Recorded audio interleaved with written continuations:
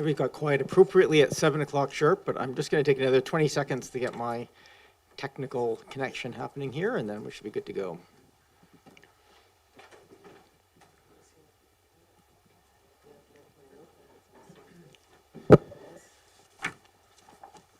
Perfect. That can happen in the background. Welcome, everyone, to our regularly scheduled council meeting of September the 9th. As we gather, we'd just like to acknowledge that we gather on the traditional territories of the Coast and Strait Salish peoples.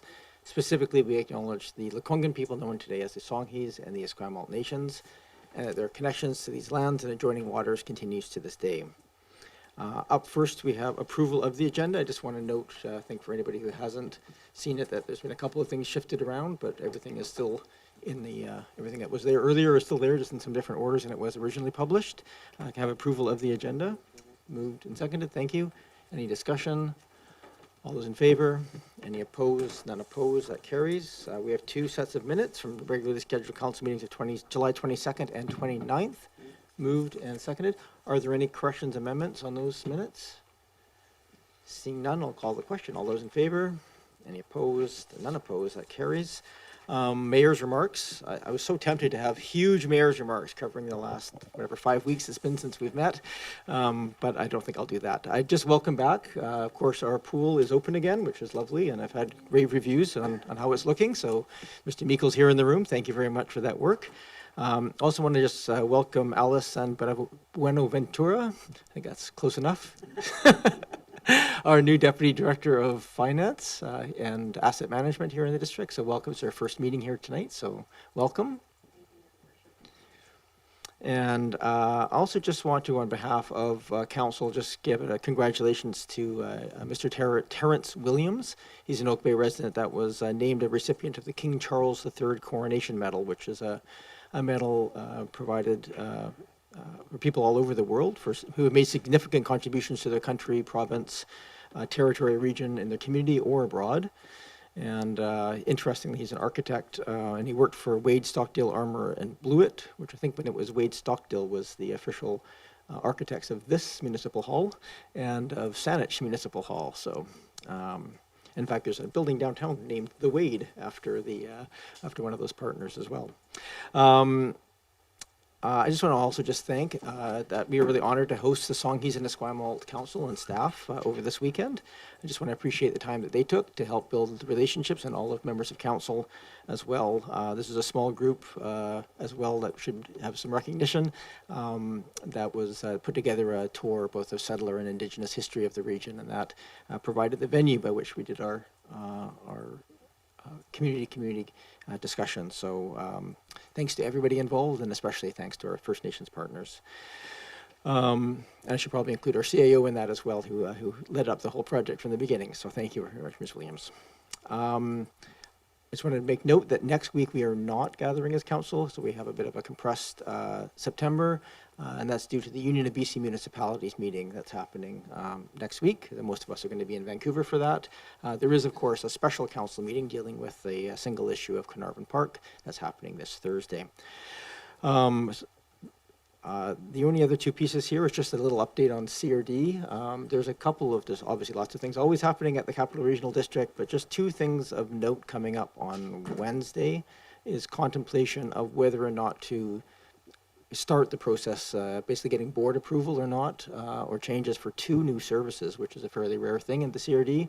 One, a transportation service, and one, an agricultural service. And so there's contemplation of those being considered. So just a heads up on those two.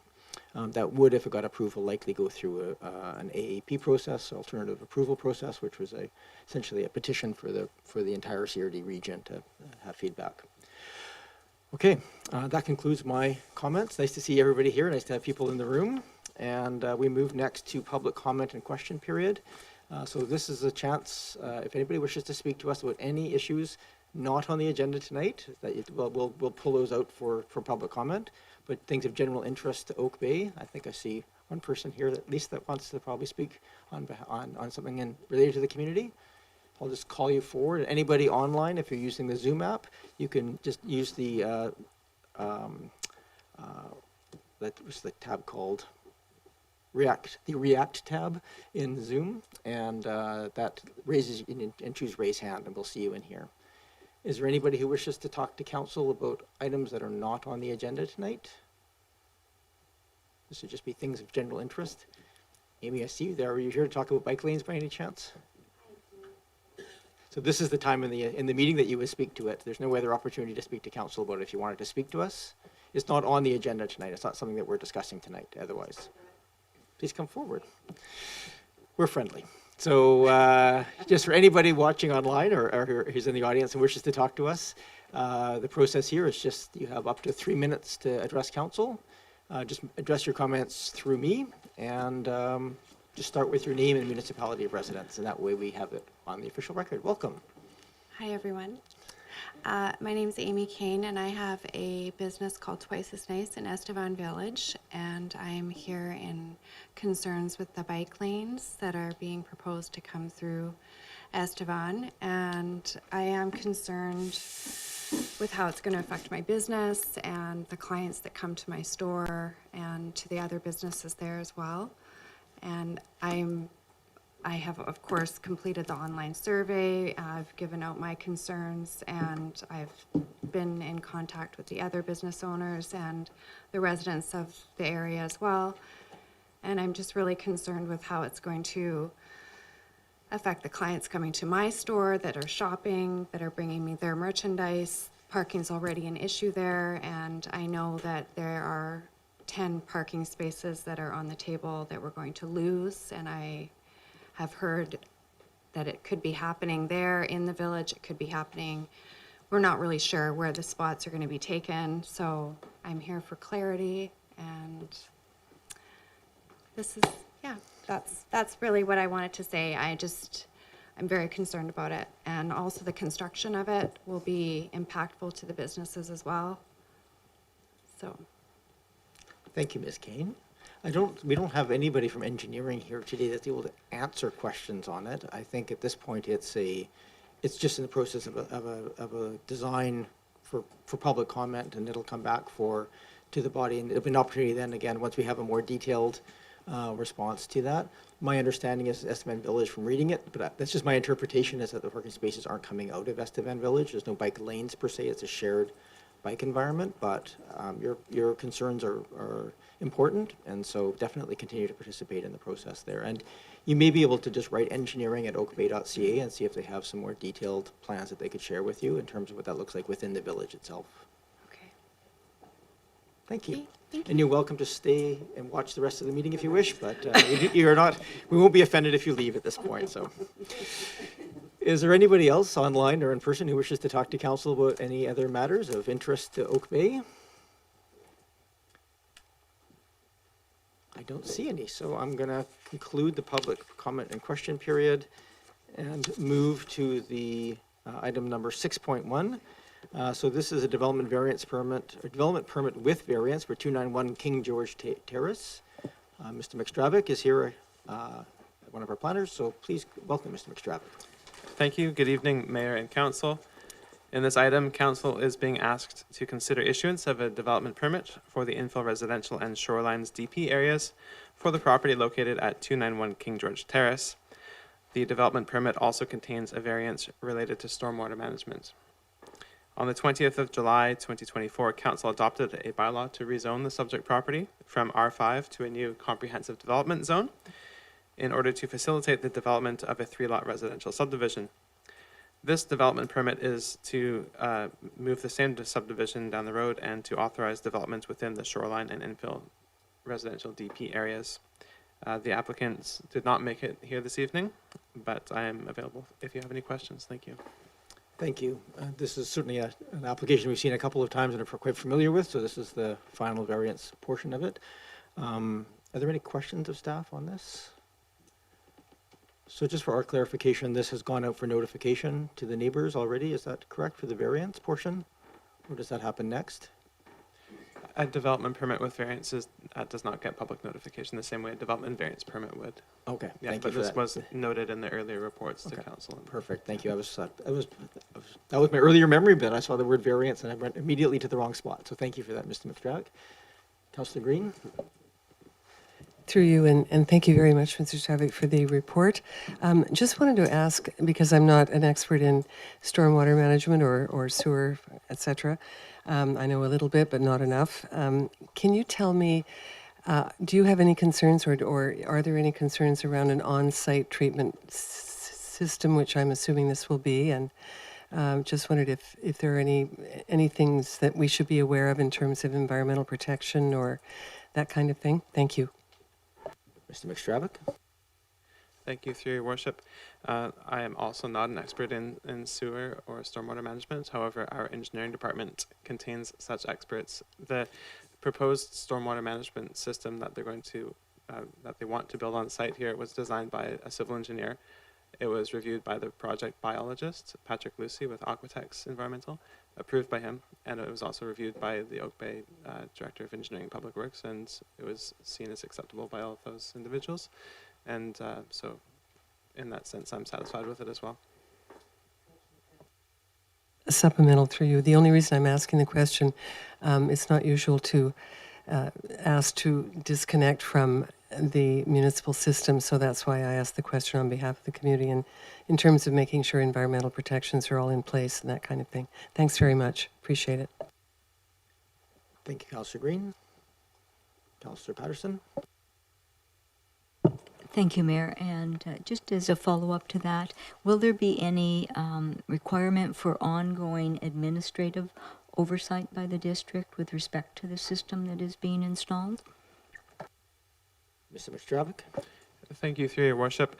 The on-site stormwater management system that was designed by the project engineer comes with a maintenance plan, which the owners are expected to take care of. It is, at the end of the day, a very simple system. It's essentially an infiltration setup with basically an advanced rain garden. But there's a maintenance plan which is attached to the covenant which is on the property. The district, though, to answer your question more directly, does not have an ongoing oversight obligation for this. Thank you. Move receipt. Just going to move receipt of report. Moved and seconded. Thank you. We don't usually debate receipt, so I'll call the question. All those in favor? Any opposed? None opposed. I'll move the staff recommendation. For approval of the development permit with variance. Seconded. Thank you. Any discussion? One last question on this. Is there anything else on this application outstanding, or does this conclude all of the paperwork on the site at this point? Mr. McStravick? Thank you, Your Worship. This would be the final council approval that's required, and if this development permit is issued, then we'll move on to treatment of this subdivision application through a normal staff level administrative procedures. Thank you very much for that clarification. Seeing no other discussion, I'll call the question. All those in favor?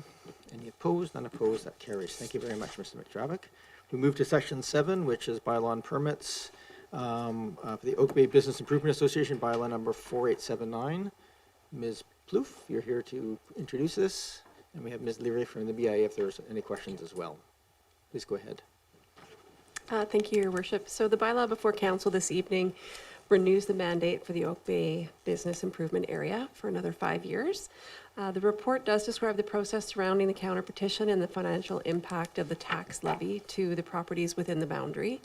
Ms. San Buenaventura, our new Deputy Director of Finance and Assets Management, is also here this evening to respond to any questions that council have. I can respond to petition process questions, and then we'll have, there may be some financial impact questions. And we have Heather Leary and Martin Cowden of the BIA as well here if council has any questions of them. But the report, if any questions, we're here to answer them. Thank you. And these are the numbers that were presented to council and committee of the whole a couple of months ago.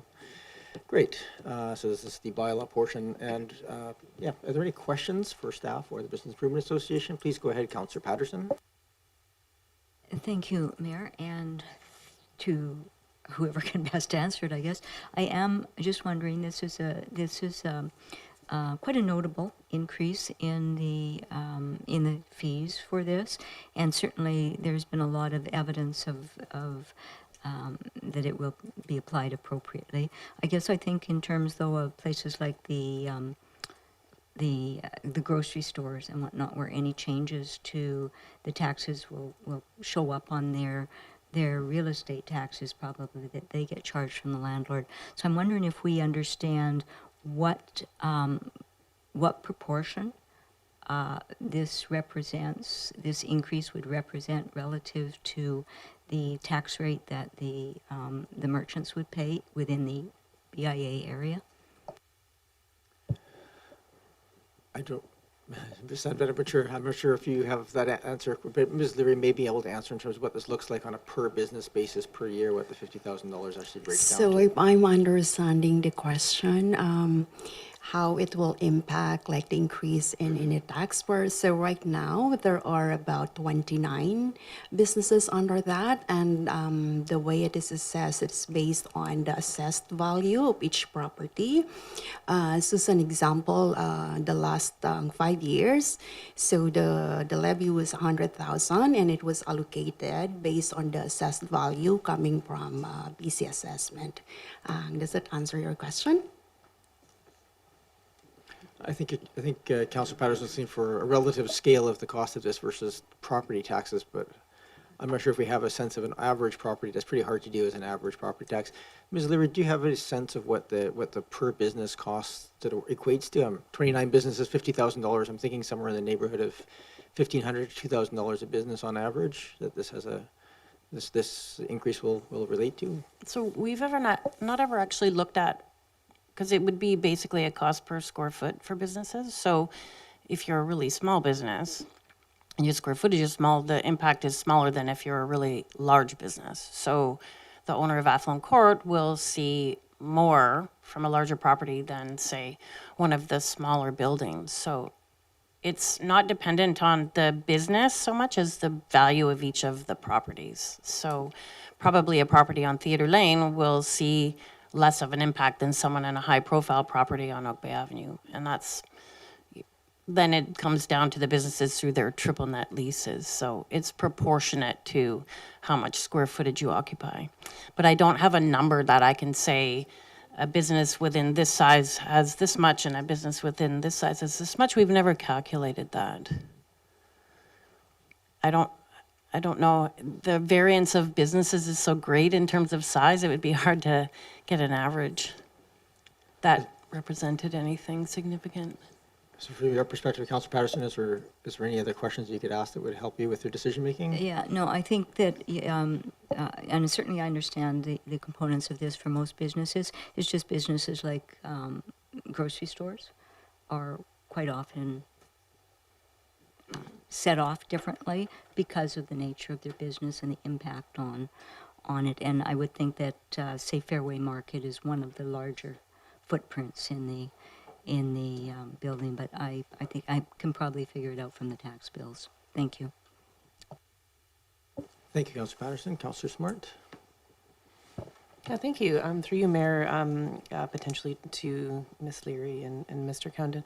I wondered if you could just comment on any of the conversations you've had today, either with business owners or those renting with regards to the increases. Obviously, there's a lot of benefit to what the BIA brings to the community, and I just wondered, weighing the benefits of all the events versus how stretched businesses are these days. Do you have even any anecdotal information to share about whether there's really concerns about the extra fees? Ms. Leary? I think the greater concern is that if the community doesn't have a BIA, we don't have a collective voice to market, to advocate, to be a business community. So the things that we do as a collective, as a BIA, is much greater than any of my businesses could accomplish on their own or even with their self-organized, because their main priority is to be in their business, running their businesses. So by far what we've heard is that because the number really, the increase is, the percentage is large, but the number is small. So when you look at the value of what we've been able to do through our partnerships, through the longevity of the events that we've been holding, through the long-standing relationships that we have, through our great partnership with the district and all the departments, what we can do with that small bit of money is greater than any of my businesses, even if they put the same amount of money into a pot and did it. So there's greater concern that as we do look at economic uncertainty, as we do look at challenges from different aspects, various developments, various things the province is doing, that there isn't going to be that voice. So we haven't had anyone say we're really concerned about what it costs. They're saying we're really concerned that we don't have someone here to help us when we need them. And the greatest value that we demonstrated in my time at the BIA was when we were here for our businesses during the pandemic, when we could advocate for them, when we could communicate with the community and help them get the word out. And I think when our businesses look at that and they see a potential storm coming in terms of economic uncertainty, that's what they're focused on. They're not looking at what essentially is a fairly small fee overall. When you look at, businesses are more concerned about rent increases than they are about this levy increase, for sure. Thank you. Go ahead, Councillor Watson. Yes, thank you. Just following up on that, and this, I think this is a question for Ms. Plouffe, please. Because if we make agreement for this tonight, it's still subject to petition against by all 29 businesses, right? So if you could just remind me, and maybe anybody else who'd like to know, what does the voting have to turn out like before that petition against would fail? Ms. Plouffe. Thank you, Your Worship. So we would have to see a 50% of the properties and 50% of sorry, let me just get that correct wording before I say the wrong thing, but it is based on the 50% petition against and 50% of the value. Thank you. Thank you, that's everything. Don't see other questions here. It's not so. Move receipt. Thank you. Moved receipt. Seconded. Thank you. All those in favor? Any opposed? None opposed. And I'll move that the Oakville Business Improvements Area Bylaw number 4879/2024 be read first and second time. And seconded. Thank you. Any discussion? Councillor Braithwaite? Yeah, I just want to reiterate, as the BIA liaison, that I just am so supportive of this for all of the work that gets done within the community and how good you make us look, because everybody thinks it's us that's doing the work, and it isn't. It's you guys. But you make us look very good, and you make people in our community enjoy our community and want to be a part of our community. So I just want to say thank you once again for that. Thank you. Councillor Green? Thank you. Excuse me, and through you to the BIA, I also appreciate what you do, and I think it really is directly tied to economic development in the village. Without these activities and without community support, we wouldn't be able to, you wouldn't be able to host these activities, but nor would our village be as successful as it is from an economic point of view, so thank you. Thank you, Councillor Green. Seeing no other discussion, I'll call the question. All those in favor? Any opposed? None opposed? And I'll move that the Oakville Business Improvement Area Bylaw number 4879/2024 be read for a third time. Moved. Is there a seconder? Seconded. Thank you. All those in favor? Any opposed? None opposed? And one last one. And then I'll move that council direct staff to initiate the establishment of a local area service on its own initiative, subject to petition against in accordance with the community charter. Moved and seconded. Thank you. Any debate on that? Seeing any, all those in favor? Any opposed? None opposed? Best of luck on this. I'm going to make a suggestion that Mr. Condon and Ms. Kane have a chat as well as the talk about the BIA. I know the Estevan's been doing some things with the individual businesses, and it's so you can, if you haven't before, make sure you talk to each other to understand how it works and doesn't work. Thank you very much for being here tonight, and good luck with the petition process.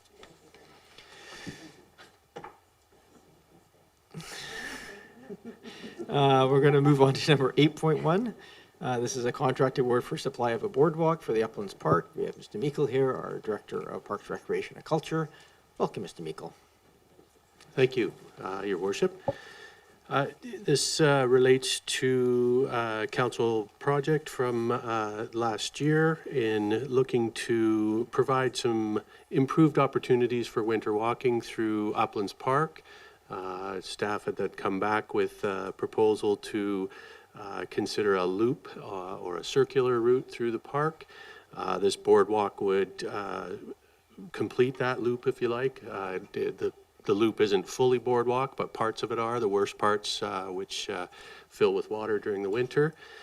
And so we went to RFP and have received a bid that is within budget and meets the technical specifications of the project. The question before council is to award the contract to Habitat Systems in accordance with their tender submission in the amount of just over $260,000. Short and sweet. Thank you, Mr. Meikle. Councillor Braithwaite. Thanks very much. Can you remind us, Mr. Meikle, when this work is planned to start? Go ahead, Mr. Meikle. Yeah, thank you, Your Worship, through to Councillor Braithwaite. If all goes well in the manufacture process, we'll be installing Boardwalk in November this year. Councillor Appleton. Thank you, Your Worship, and through you to Mr. Meikle. Mr. Meikle, could you give us just sort of in broad strokes, and not to go too far into the weeds here, but what is the general proposed design that the consultant's proposing to use? I mean, we're just talking about rafting on the ground, or are they talking about sort of raising it up, pilings type of structure, just for interest's sake, for the design? Mr. Meikle. Thank you, Your Worship. Through to Councillor Appleton. It's what they call a floating boardwalk system. So there's a aluminum, I believe it's aluminum. It's a metal frame structure that sits on footings and would sit on top of the surface. We are not digging into the surface at all. Because of the weight of them, they don't move essentially. So, and then there's boards, wood across the structure to form the boardwalk. It's about 3 meters wide, so wide enough.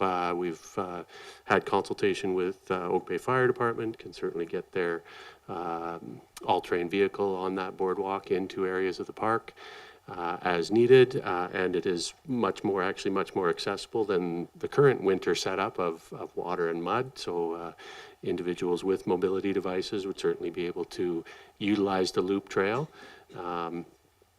So yeah, it's basically is a floating boardwalk. It varies a little bit in height in certain places where that's part of the specifications, which, sorry, I don't have exactly in front of me right now. Thank you, Mr. Meikle. Councillor Green. Thank you, and through you to Mr. Meikle. Mr. Meikle, thank you very much for the report. Are these boardwalks intended for pedestrian use only? Some residents express concerns about other kinds of vehicles on these boardwalks, and I promise to ask the question that it is restricted to pedestrian traffic. Thank you. Mr. Meikle. Thank you, Your Worship. There is no plan to change the current structure or rules of the park, if you like. It would not be open to any motorized vehicles of any kind. I simply mentioned the fire prevention vehicles or fire addressing the fire in that case, but the park is meant for pedestrians and their animal friends, perhaps. Thank you. Thank you. Councillor Patterson. Yes, thank you, Mayor, and thank you for the report, Mr. Meikle. Certainly, thanks for speaking to when it'll be installed. Just wondering about the maintenance on this and additional workload, I guess, for park staff who generally don't have to go in and maintain too much of the soil that people are walking on right now. Mr. Meikle. Thank you, Your Worship. Through you to Councillor Patterson. Actually, we do a fair amount of maintenance in Uplands Park through the winter. It's as we've seen, some of those areas of the trail get rather used and muddy, and people go off trail. So part of this is much of the effort to protect some of the endangered plant species in that area, and hoping to avoid or to minimize the likelihood that people go off trail and trample some of those endangered species. Generally what we've seen, there's a long lifespan with these boardwalks. The maintenance might involve the replacement of the odd boards here and there, but again, that'll be pressure treated lumber that will at least give us 10 to 15 years life before it needs to be replaced. So just depends on how much use and some of the angles and things, but generally it should be, we actually anticipate a little less maintenance than we're currently doing in those areas. Thank you. Councillor Smart. Well, thank you. Through you, Mayor, Director Meikle, I've just the pressure treated lumber. You caught my interest. I'm wondering about if there's any environmental concerns. Pressure treated lumber has been criticized a lot recently for its leaching into the soil, and I know we have so many amazing rare species in the park. So I'm just wondering if that most likely has been looked at, and this is a particular type of pressure treated lumber that doesn't have those concerns. Mr. Meikle. Thank you, Your Worship. I may be in error saying it's all pressure-treated lumber. I would need to get some specifications there exactly, but it is wood-based, and my understanding is pressure treat is probably favorable in that case in terms of longevity, and what we've looked at certainly with that eye of preventing any kind of negative impacts to the flora there. That's really the purpose of doing this, is to protect those plants. So. But I will take that back and make sure we take a look at that. Thank you. Move receipt. Thank you. Moved and seconded. All those in favor? Any opposed? None opposed? That And I'll carries. move the staff recommendation. Thank you. I might just get you to read it out just because it's an award of I'll contract. move that the contract for the Uplands Park Boardwalk project be awarded to Habitat Systems, Inc. in accordance with their tender submission in the amount of $260,366 plus GST. Moved and seconded. Thank you. Any further discussion? Councillor Braithwaite. Thanks. And as the Parks, Rec and Culture Liaison, I would just like to say this has been a long time coming, and you've really worked very hard and diligently on this. And I know that it's going to make such a difference to the park and really save, as you said, some of those endangered species. And that the Uplands Park is a real jewel for us. And so the fact that we're finally being able to go forward with this is really wonderful. And I know it's going to be really appreciated within the community. So thank you. Thank you, Councillor Braithwaite. Mr. Meikle, just a quick question before I call the official question. I know you talked about some of the mobility assist devices and so forth. Are there like small ramps to get up onto the boardwalk at the entranceway so people with, say, pushing a wheelchair or something of that nature can get up onto the boardwalk at the entrance areas? Through me to you. Thank you, Your Worship. Yes, that it I believe has ramps. So there's various sections of the boardwalk. So there'll be a bit of up and down, and in some places it will just be gravel screenings as the trail. Again, we're just trying to target those places that get the most water holding and the most mud. So, but they are ramped as opposed to a step up. Thank you. And I'll just add my voice to that of Councillor Braithwaite's on this. I've certainly heard this request for a couple of years now, that we find some way of allowing people to use that park more effectively through the winter. So thank you very much. Nice to see this coming to fruition. Ready to call the question. All those in favor? Any opposed? None opposed? That carries. Thank you very much. We move now to item number 8.2. This is the City of Victoria's official community plan referral. We have Mr. Green here and Mr. Bowl from our Community Building and Planning Department. I think, Mr. Green, I'm handing this over to you to do the introduction. Good evening, Your Worship, members of Council. This report is essentially a referral report following a referral from the City of Victoria, who are updating their official community plan. And as per the Local Government Act, the Council has directed staff to refer the update or the policy directions, the draft policy directions, to the District of Oak Bay. And so this report sets out some of the context to their update, what that update focuses on, as well as some of the implications for the District of Oak Bay. And there are some options in the report for Council to consider as to how to essentially respond to the referral response. And so staff are looking for Council to provide some direction on what that response may look like, as per some of the options outlined in the report. Happy to answer any questions that Council may have on the report. Great, thank you very much. Obviously, the OCP is bigger than the things that touch on us, but they're primarily asking for input on things where we overlap or have adjoining. Are there questions to staff on anything related to the report or to the letter from the City of Victoria? Councillor Appleton? Thank you, Your Worship. And I was actually, I was hoping I might catch Mr. Meikle before he left, but this is something that the planning staff may also address. So through you to staff, one of the questions that arose for me with the proposed, significant densification of the Fort and Fowl Bay intersection on the Victoria side, what immediately came to mind to me is that the most immediately at hand recreation facility for those folks would be Oak Bay Rec. It's immediately at hand, and of course, it's already a well-known and well-accessed recreation facility for the region. We know that it's not just an Oak Bay facility, but a sub-regional facility. I'm not aware, they're not at a level of detail with their design at this stage of the game to assess or contemplate new recreation facilities. That level of detail is not available at this time. Would we, given our, not capacity concerns, but the long-term management of the Oak Bay Rec facility and the expected demand on that facility, how would we respond to City of Victoria staff about demand for specific services like that on the Oak Bay side of the border? Mr. Green? Through your worship to Councillor Appleton, yeah, that's a very good question. That could be an issue that if council wants to direct staff to draft a response back, and if that's the will of council, then the staff could draft something to that effect of the potential implication of increased density and new housing at that location and the potential impact on the Oak Bay Rec to try and set out some of our concerns or the implications of that growth on the adjacent recreation centre.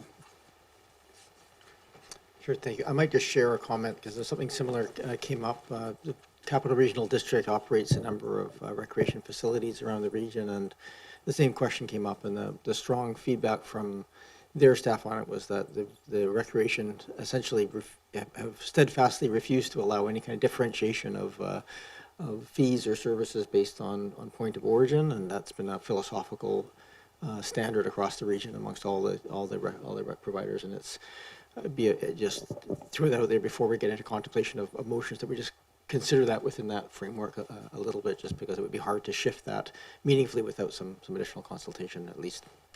Anything else, Councillor Appleton? Not to imply that's what you were wanting to do, I just wanted to make sure. No, Your Worship, and I appreciate that comment, just with the sense that nobody is of any mind to not be welcoming to folks to the recreation facility. We appreciate the fact, and obviously we have the ability to offer a greater service offerings through the rec centre because we're drawing from the broader community, so no implication to unduly restrict or otherwise restrict the use of that facility in any way, but we know that the facility is getting older, will require upgrades, will require maintenance, and obviously these large sorts of capital projects are exceptionally costly at this stage of the game. So and because it's so close at hand and could be expected to be strongly used, and that was what stuck out for me. So having some clarification on that and how that would be managed would be of interest to me. Thank you, Worship. Thank you. I have Councillor Green, then Braithwaite, and then Smart. Thank you very much. And following on that point, thank you, Councillor Appleton. Through you, Mayor, to Mr. Green, thank you very much for the report. And my question is whether or not our planning department will have an active planning voice in some of the proposed changes. There is a reference to consultation in one of the last paragraphs of the report. And I just want to ensure that we would have an active role in that, because the Oak Bay border, as Councillor Appleton points out, is adjacent to recreational facilities and other facilities on our side of Fowl Bay. So I think it's important that there is consultation with Oak Bay as some of these plans evolve. So I'm just hoping we will have an active role in that process. Thank you. Thank you, Councillor Green. Give it to Mr. Bold to answer take it as a question. Yeah, thank you. Let me see. When we received this letter, we did reach out and we did have a meeting with our peers from the city, so staff-to-staff meeting to get a bit more insight and discussion. I think for the city, this is a process that remains fairly high level in the official community plan, and it will be a couple of months before there's next steps. I'm not sure if there would be necessarily check-in points with us again, but we could, if council wishes, we could monitor this and see what gets put down on paper, perhaps, and if need be, follow up. But I expect that the official community plan on their part will remain fairly high level. And so this is really the opportunity to raise any topics and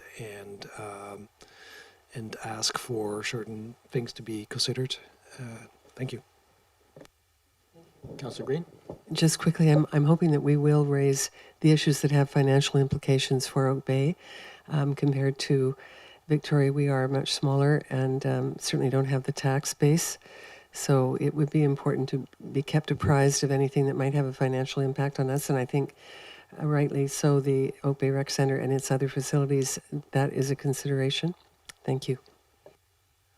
Thank you, Councillor Green. And I think the format we'll probably take at the end of this is just a motion to direct staff to create a referral response to include, and then we'll just go through and have some suggestions of what that might include, and then we can wrap it up in that format. Is probably the simplest process.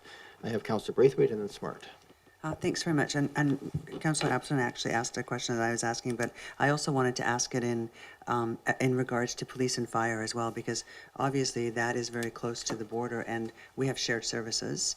But we also, I know that also that oftentimes the fire department in particular will go to a call that's closer to a border, to an adjoining border. So in our case, the fire department, the Oak Bay Fire Department, is much closer to that border than what the City of Victoria one is. So if they can get there first, they're probably going to go there. So I wonder if any of that has been considered in any of these plans as well. And that would go for both the area at Fort and Fowl and also at Oak Bay and Fowl Bay as well, because that would be closer than the fire department is, and the police department too.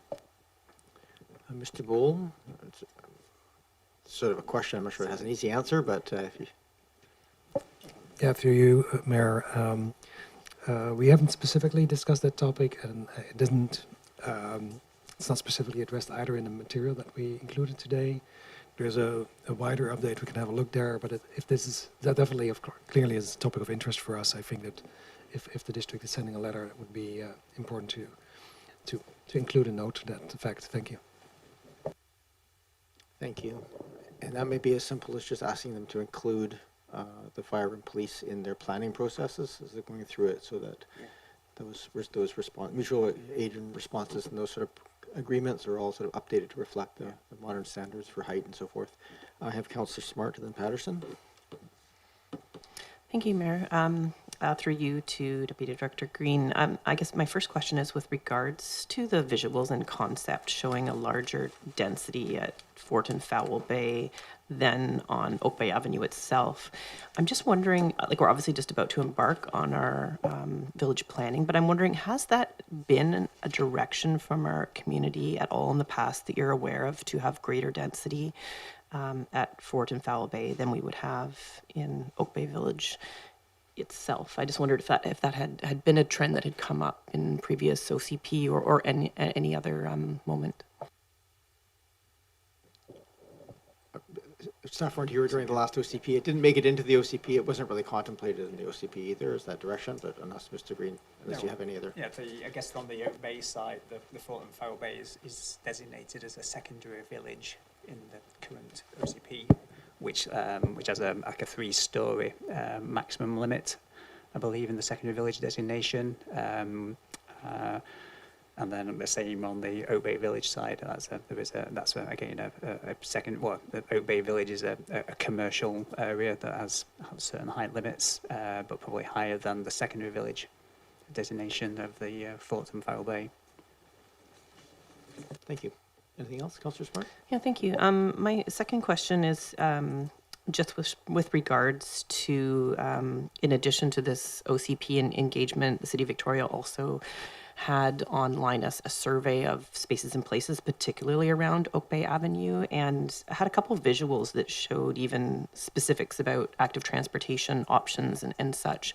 And I wanted to know if there had been any, in the discussions between planning staff from Oak Bay and planning staff from City of Victoria, if there'd been any discussions around active transportation in Oak Bay Avenue. Mr. Green, has that conversation happened yet?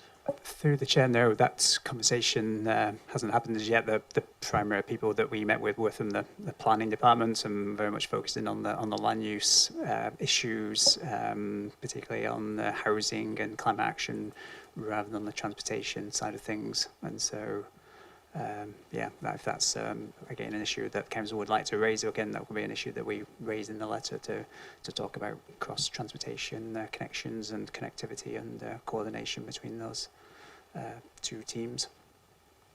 Thank you. I might make a suggestion that we make a request in our letter to just ask them to align their timing of their planning in a way that allows us to have our village planning and theirs aligned. We could ask the question. I think it's definitely worth us being as clear as possible what our hopes are in this process, because I think there was an earlier question about is there future consultation, and I think the short answer is unless they have to, it's not likely that we're going to get a lot of consultation unless we ask for it. So, anything else, Councillor Smart? Yeah, thank you. Through you, Mayor, just one final question, and I realize this may be a little bit out of the scope of planning, but knowing that there had been some discussion between planning departments, I was really excited to see the emphasis on restoring green spaces and greenways in the OCP, and thinking particularly about Bowker Creek and how it runs through Oak Bay, Victoria, and Saanich. Obviously an opportunity for us to reach out and explain how passionate our community is about restoring Bowker Creek and its greenway capability. So I wondered, did that come up at all in any of the discussions to date, or is that definitely an opportunity for us to reach out and emphasize the importance of that to our community? Mr. Green? Through the chair, yeah, that did come up because they brought along the stormwater management specialist to the meeting, so there were very much a focus on that, and as well as the opportunities to improve Bowker Creek through the rainwater strategies that should improve the quality of the water that ends up in the Bowker Creek, and obviously we're downstream of Victoria's water, so in theory there should be an improvement and betterment to the Bowker Creek through some of these strategies that they are trying to implement through this process. Thank you. I have now Councillor Patterson. Yes, thank you, Mayor. And my question too is about the Bowker Creek water system. And the report outlines that there could be positive benefits, as you have just alluded to.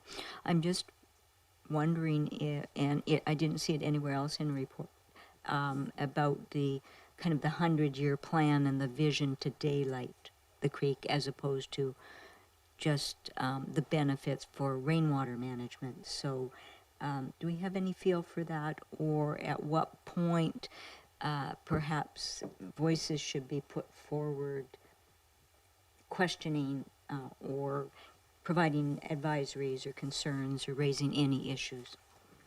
I know there's certainly a group within this community that's very active and working on all of that. So, Mr. Green? Through the chair, yeah, again, that's certainly an issue that could be raised in this letter, but there was also another initiative to update the Bowker Creek blueprint that is currently being led by the Capital Regional District, and I believe that they shortly will be engaging the public on that updated blueprint in the very near future. And I know there were some meetings earlier this year on that updated blueprint for the Bowker Creek, and so we are expecting to be some future engagement taking place on an updated Bowker Creek master plan. Thank you, Councillor Patterson. Any other questions for staff on this? I think any questions I had have been asked and answered, so I take that. I should double check here, my apologies. Not subject to public input, of course, right, OCP referral. So I'm going to just make a suggestion then, with no further questions, that we maybe just have a motion to direct staff to respond to the City of Victoria to address the following points, and then we can just have motions to amend it to just add one at a time, and we can just have a quick discussion on each one if that makes sense. I think that's probably the fastest way to go through this. I'm happy just to share my little quick notes here, what I heard. So I guess, yeah, the only other thing I think I had, I wasn't really so much a question, but since the questions here were sort of, did you talk about, I think it kind of fits into that mold. Mr. Green, when staff met with City of Victoria, was there any discussion around just sort of traffic management as part, we have sort of egress and ingress into and out of Oak Bay, and we think we've really seen it when Fort Street's been down, how difficult some of these points are, just in terms of consultation on designing those entry points to our community in and out. Is there any of that discussion that happened at all in terms of traffic design? Through the chair, no. Short answer, given that, again, as mentioned, there was nobody from the transportation department at that meeting. It's primarily being led by their planning staff, and so that wasn't an issue that was raised or brought up. But again, that could be certainly an issue that could be raised in the letter back. Okay. So with that, I'm happy just to take a general motion to go ahead, Councillor Smart. Well, thank you. I would move option 2, that the staff report titled City of Victoria Official Community Plan Referral be received, and that staff draft a letter including specific council comments on the referral for signing by the mayor. Sure. So what I'll do is I'll take the motion to receive first, and we'll just go with that. So all those in favor of receipt, any opposed, unopposed, and then that's the staff be directed to write a letter. Okay, thank you. So that motion is moved and seconded. Is that correct? Okay. So why don't I just take? I'm going to make yeah, why don't we just do them sort of one by one? So what I heard here was just how do we want, maybe else, there's some discussion around recreation, some alternative. Councillor Appleton. Your Worship, I might suggest the wording that the referral response include that specific consideration be given to impacts to Oak Bay recreation facilities and protective services deployed through shared response agreements, and that Oak Bay staff and relevant departments be consulted. Okay, so moved is the amendment, moved and seconded. Is there any discussion on those items? Seeing none, all those in favor? Any opposed, none opposed? That carries. So we have a now amended motion for writing a letter. Is there anything else? You have the floor. Go ahead, Councillor Appleton, if you wish to keep going. Thank you, Worship. So I would seek a motion to include language that the design for, that Victoria's design for the Oak Bay Avenue Community Village align with Oak Bay's upcoming village planning process, including active transportation design that harmonizes with the Oak Bay active transportation plan. Moved. Is there a seconder? Moved. Thanks. No, I had nodding heads, but no hands. So, I wouldn't mind it repeated. Thank you. Absolutely. Go ahead, Councillor Appleton. Thank you, Worship. So that the Victoria design for the Oak Bay Avenue Community Village design, or that the Oak Bay Avenue Community Village align with Oak Bay's upcoming village planning process, including active transportation that harmonizes with the Oak Bay active transportation plan. Moved and seconded. Discussion? Councillor Watson. Yes, I thank you, Councillor Appleton, for making that suggestion. I wonder if if you would be open to expanding that to include the same language exactly for the Jubilee Town Centre, because as we move to our own OCP renewal process, what Victoria contemplates would have impacts on what we might do, or might give us consideration of what we might do across the line at that particular node, which is, it looks like to the City of Victoria, an even more important node with respect to development. So I'd like to propose. If you don't mind, Councillor Watson, I'm going to interrupt just in the interest of moving things along quickly. I think that should be dealt with separately, just because we do have a village area planning process that is a little bit different, and we have bike lanes on our and the other side already. So I think let's deal with that. It's a slightly different ask, I think, in the village planning process specifically that this one entails. Go ahead, Councillor Smart. But I'll that's my suggestion, that we deal with it a little bit separately. Okay, Councillor Smart. Yeah, thank you. And I'm just struggling with I'm trying to understand the motion, not having it in front of me. And it seems to be about active transportation, but also about Oak Bay Village. And I'm wondering if we can even separate that to make sure that those two very different points don't get lost. I'm having trouble with how much is in the motion together, especially not being able to have it in front of me. Sure, I took it as primarily related with the, maybe you can just read it one more time just so we're all as clear as possible what the motion wording currently is. Thank you, Your Worship. So, yes, that Victoria's design for the Oak Bay Avenue Community Village align with Oak Bay's upcoming village planning process, including active transportation design that harmonizes with the Oak Bay active transportation plan. And my intent here was, the difficulty in the language, Your Worship, is that Victoria's material refers to their vision, basically the area of Oak Bay Avenue adjacent to Fowl Bay, as a community village. They refer to it as a community village design. And then, of course, we have our own village planning process. So the language is awfully similar. The intent of that was to capture both the built design form, and as staff has also captured in their report, they make reference to upcoming our village design process and things like commercial availability and commercial demand harmonizing with what is contemplated on the Victoria side of the border. So this is both the built environment and the transportation environment, but they could theoretically be separated to your discretion, Your Worship. I'm happy to separate those two. I think they're slightly different pieces, so if we're amenable around the table, I'll take them as two separate motions. So I'll just sever those. I'm happy to take discussion on both halves of that before I call the questions on both halves. Is there any further discussion? Well, I'll make that offer again when I go to each separate one. So the first portion of that I'll take as the alignment of the active transportation or transportation designs to align with our village planning process. Okay. Any discussion on that portion of it? Okay. All those in favor? Any opposed? None opposed. And the second was the built form portion of the villages. I'm just going to raise here. I'm not sure I'm going to support that portion of the motion. I think there is going to naturally be a slightly different feel between the Victoria side and the Oak Bay side. It's quite visible now when you come across. There's wires across the road in the Victoria side, and you cross the village, and it's quite different. The overhead wires are gone. There's much larger natural trees. There's a different vibe about the whole piece. And it is much more of a center village model. So I'm not sure that we could or even necessarily want to make an effort to align between those two. I think I'm more concerned about the transportation aspects of it than about the built form.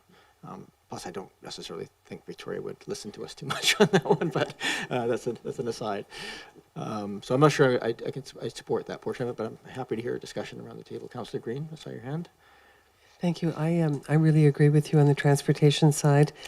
We know that vehicle traffic is unbelievable in these areas now, with road closures along Fowl Bay that run across to Richmond Road with Richardson and then changes to Quamachin. I mean, it really is serious, and the choke points are becoming more and more choking. So I'm really concerned about traffic management and transportation planning for that whole area between Fort Street and essentially Fairfield Road. I think we're going to have to take a really hard look at how traffic is routed and managed. So that would be one of my biggest concerns. So I agree with you. The transportation piece is huge.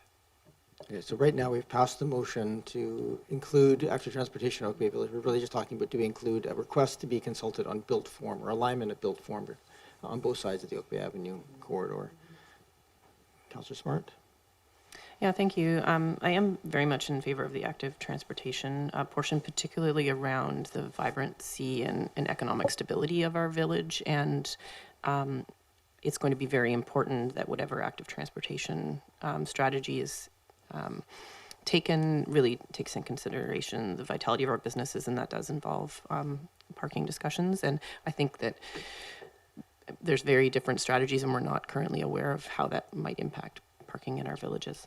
So I'm very much in favor of that part. But I do agree with some of the conversation that's happening around that there could be quite a difference in built form on the Victoria side and the Oak Bay side, and I wouldn't have a concern with that. So I don't think I will be supporting that part of the motion or that severed part of the motion. Thank you. Councillor Appleton? If I might, Your Worship, I may have used incorrect language, or I may have used inappropriate language here. I actually did not so much intend strictly about the built form.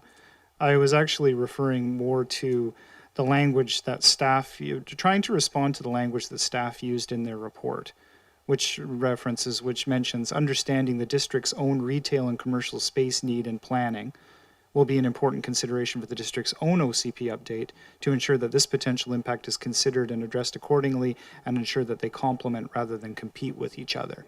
That was actually the intent of the motion, rather about the strict, I use the wrong language, not so much the form of the structures themselves, but to specifically respond to to staff's recommendation here that I guess the commercial space need and planning, the considerations thereof, the impact on our village planning process that might be brought about by the decisions taken through the Victoria Village planning process be considered. So I apologize, wrong language, but that was really the intent of it, was to respond to the mention in the staff report, Your Worship. Oh, no worries.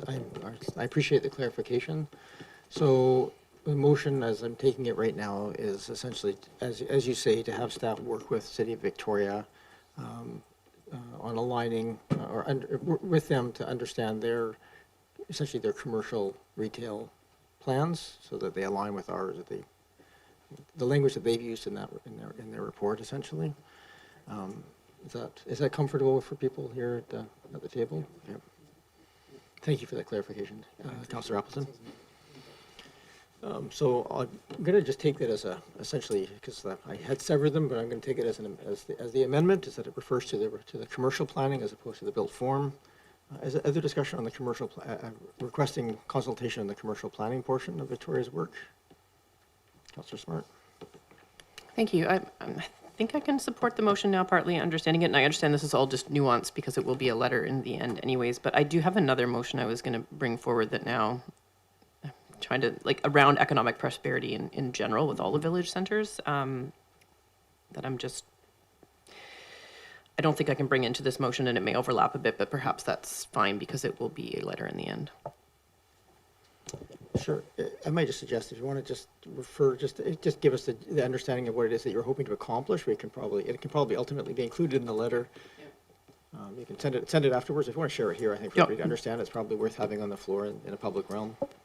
Sure, thank you. So I guess the perspective that I was looking at it from was just to particularly respond to those visuals that showed the Jubilee Town Centre being a larger density than our Oak Bay Village, and my concern around the economic prosperity of Oak Bay Village if there is a larger economic center so close by. And so the motion I was thinking of proposing that now kind of overlaps with what we're discussing about is that staff communicate the importance of economic prosperity in all of our village centers, and notably Oak Bay Village, in response to the visuals that appear to highlight a development of the Jubilee Town Centre over the development of the Oak Bay side of Oak Bay Avenue, noting that we have a future sharing of the results of our upcoming village planning process. Sure. I think that can still be made. I think that's a slightly separate consultation we're talking about here. So, okay. Any other discussion on the amendment motion right now, which is to add the request for consultation on the commercial planning along Oak Bay Avenue? I'm not seeing any hands. All those in favor? Any opposed? None opposed. That carries. Anything else, Councillor Appleton? Well, you have the floor. Is there anything else that you wanted to raise? I'm happy to do it. There were just motions. We'll take it. Thank you, Your Worship. I did have a third and final component that I wanted to test the will of council with respect to, that the letter express Oak Bay's support for the proposed transit exchange at Fort and Fowl Bay and its contribution to expanded transit service sub-regionally. Okay. Moved and seconded. Thanks, Councillor Smart. Why don't you speak to that one, because I'm not sure we've all read that level of detail into that wasn't part of their summary pieces. So Thank you, Your Worship. Yeah, it's not, it's explained in a little bit more detail in Victoria's online material, but the larger town center proposed for the Fort and Fowl Bay intersection is designed or is contemplated to be serviced by an expanded transit service and a transit exchange at that location, and that the density that's contemplated there is designed to be serviced by expanded public transportation amenities. And because we've had such issues in accessing comprehensive public transit service in certain parts of the basically in all parts of the municipality, that having this contribute to a density that would support increased service adjacent to Oak Bay, I think is a laudable goal. Councillor Smart? Yeah, thank you. Second, for discussion, I'm not certain I will support the motion. I feel like this is such a vital part of our village planning conversation because although it's close to Oak Bay, this potentially takes more people away from Oak Bay Village. And I'm very concerned about taking people away from our most prominent village center and what the impacts could be. So I feel like this is a conversation that needs to happen in our village planning of how much we are willing, like would this result in really us losing access and transportation and shoppers to our largest village center. So I'm conflicted with saying that I support that being the location of a hub, knowing that there would be challenges to have that hub in the village as well. But I just think it's a conversation we haven't had yet. Sure, thank you. And to the best of my knowledge, there's been no plans from in discussions with BC Transit about that as a future piece, but it's obviously an OCP as a visualizing piece. So the motion right now is to support it as it's laid out in there. The alternate wording could be something along the lines of just, again, seek consultation for any transit hub to work with staff on those, so that those kind of concerns could come forward. Mr. Bull? Yeah, thank you, Mayor. I thought it would be important to point out that between transit exchange and the mobility hub language they're using, So transit it does exchange. mean different things because the exchange term is, for example, also used by BC Transit and the province in relation to the housing policies and whatnot. Those exchanges are larger ones, and that is not what's proposed here for this particular area. I just wanted to note that and point it out to you just in case there was any confusion. Thanks. Thank you. Councillor Green? That was a question I had. What does the exchange actually look like physically, and how much area or space does it utilize? Hub versus exchange, etc. I'm also concerned. I think, as Councillor Smart is, that making any sort of moves in this regard until we've had our own discussion about our own village plan situation it's kind of tough. I have no idea what this exchange or hub would look like at this point. So, thank you. Thank you, Councillor Green. Motion's on the floor right now to support it as it's laid out in here. I'm just going to say, I have a hard time supporting that language. I do appreciate the thing. I'm certainly supportive of seeing additional transit infrastructure put in, but I take Councillor Smart's point there. I think this is one of those opportunities where we could maybe actually influence the success of our own commercial centers if we sort of influence that in a way that helps multiple commercial centers, not just Victoria's. So, Councillor Appleton. Your Worship, just in reflecting on Councillor Smart's comments and my colleagues' comments, I think these are valid points. I think that there's a lot of information that's not included there, and so it may be premature to make such a motion, so I would withdraw it at this time. I think it's probably worth noting, though, that we would like to be included in conversations around long-term planning for transit, long-term transit planning. I think that's a really good thing for us to raise because these will ultimately have an impact. Mr. Bull, I see your hand popping up. Yeah, thank you, Mayor. I would like to volunteer one other piece of information related to this. The transit services along Fall Bay Road and to a certain extent Canberra Bay Avenue or Road, sorry, they do have the highest frequencies, and we know that they're probably over time going to increase as population grows and universities keep on growing. So those are corridors that BC Transit has identified as that need more service, and it is important for the overall transportation framework of the district and the region. So I thought I'd add that as well because that it's going to be. Some of that is in motion just by nature of how the region has been developed in the past. Thank you. Sorry, Councillor Appleton. I'm sorry, I just made that suggestion that we may still want to make the ask that we work with the City of Victoria on transit planning, but I'll leave that. If anybody wishes to talk to that, we can. If not, I will leave that to the will of council, Your Worship, but certainly I agree with your comments about in just the emphasis on expanded and improved access to public transportation generally through the planning process, which I believe is sort of implicit in most of what Victoria has presented that I have seen, but I think it's worthwhile repeating. yeah, I agree. I think it's in there. But yeah, okay. I had Councillor Smart and then Watson. Yeah, thank you. I think one of the motions I had has been covered, but I do have two other ones. I'll reiterate the one that I recently spoke on to test the will of council. This is just with regards to, the potential concern of taking economic prosperity away from our main village center by having such a large town center close by.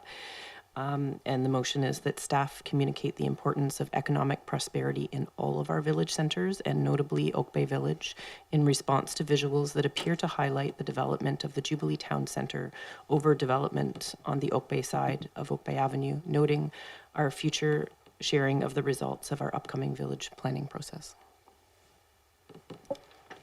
Moved and seconded. I think the request there is fairly straightforward, unless you want to add anything to that. Are there any questions or comments on that motion? Councillor Watson.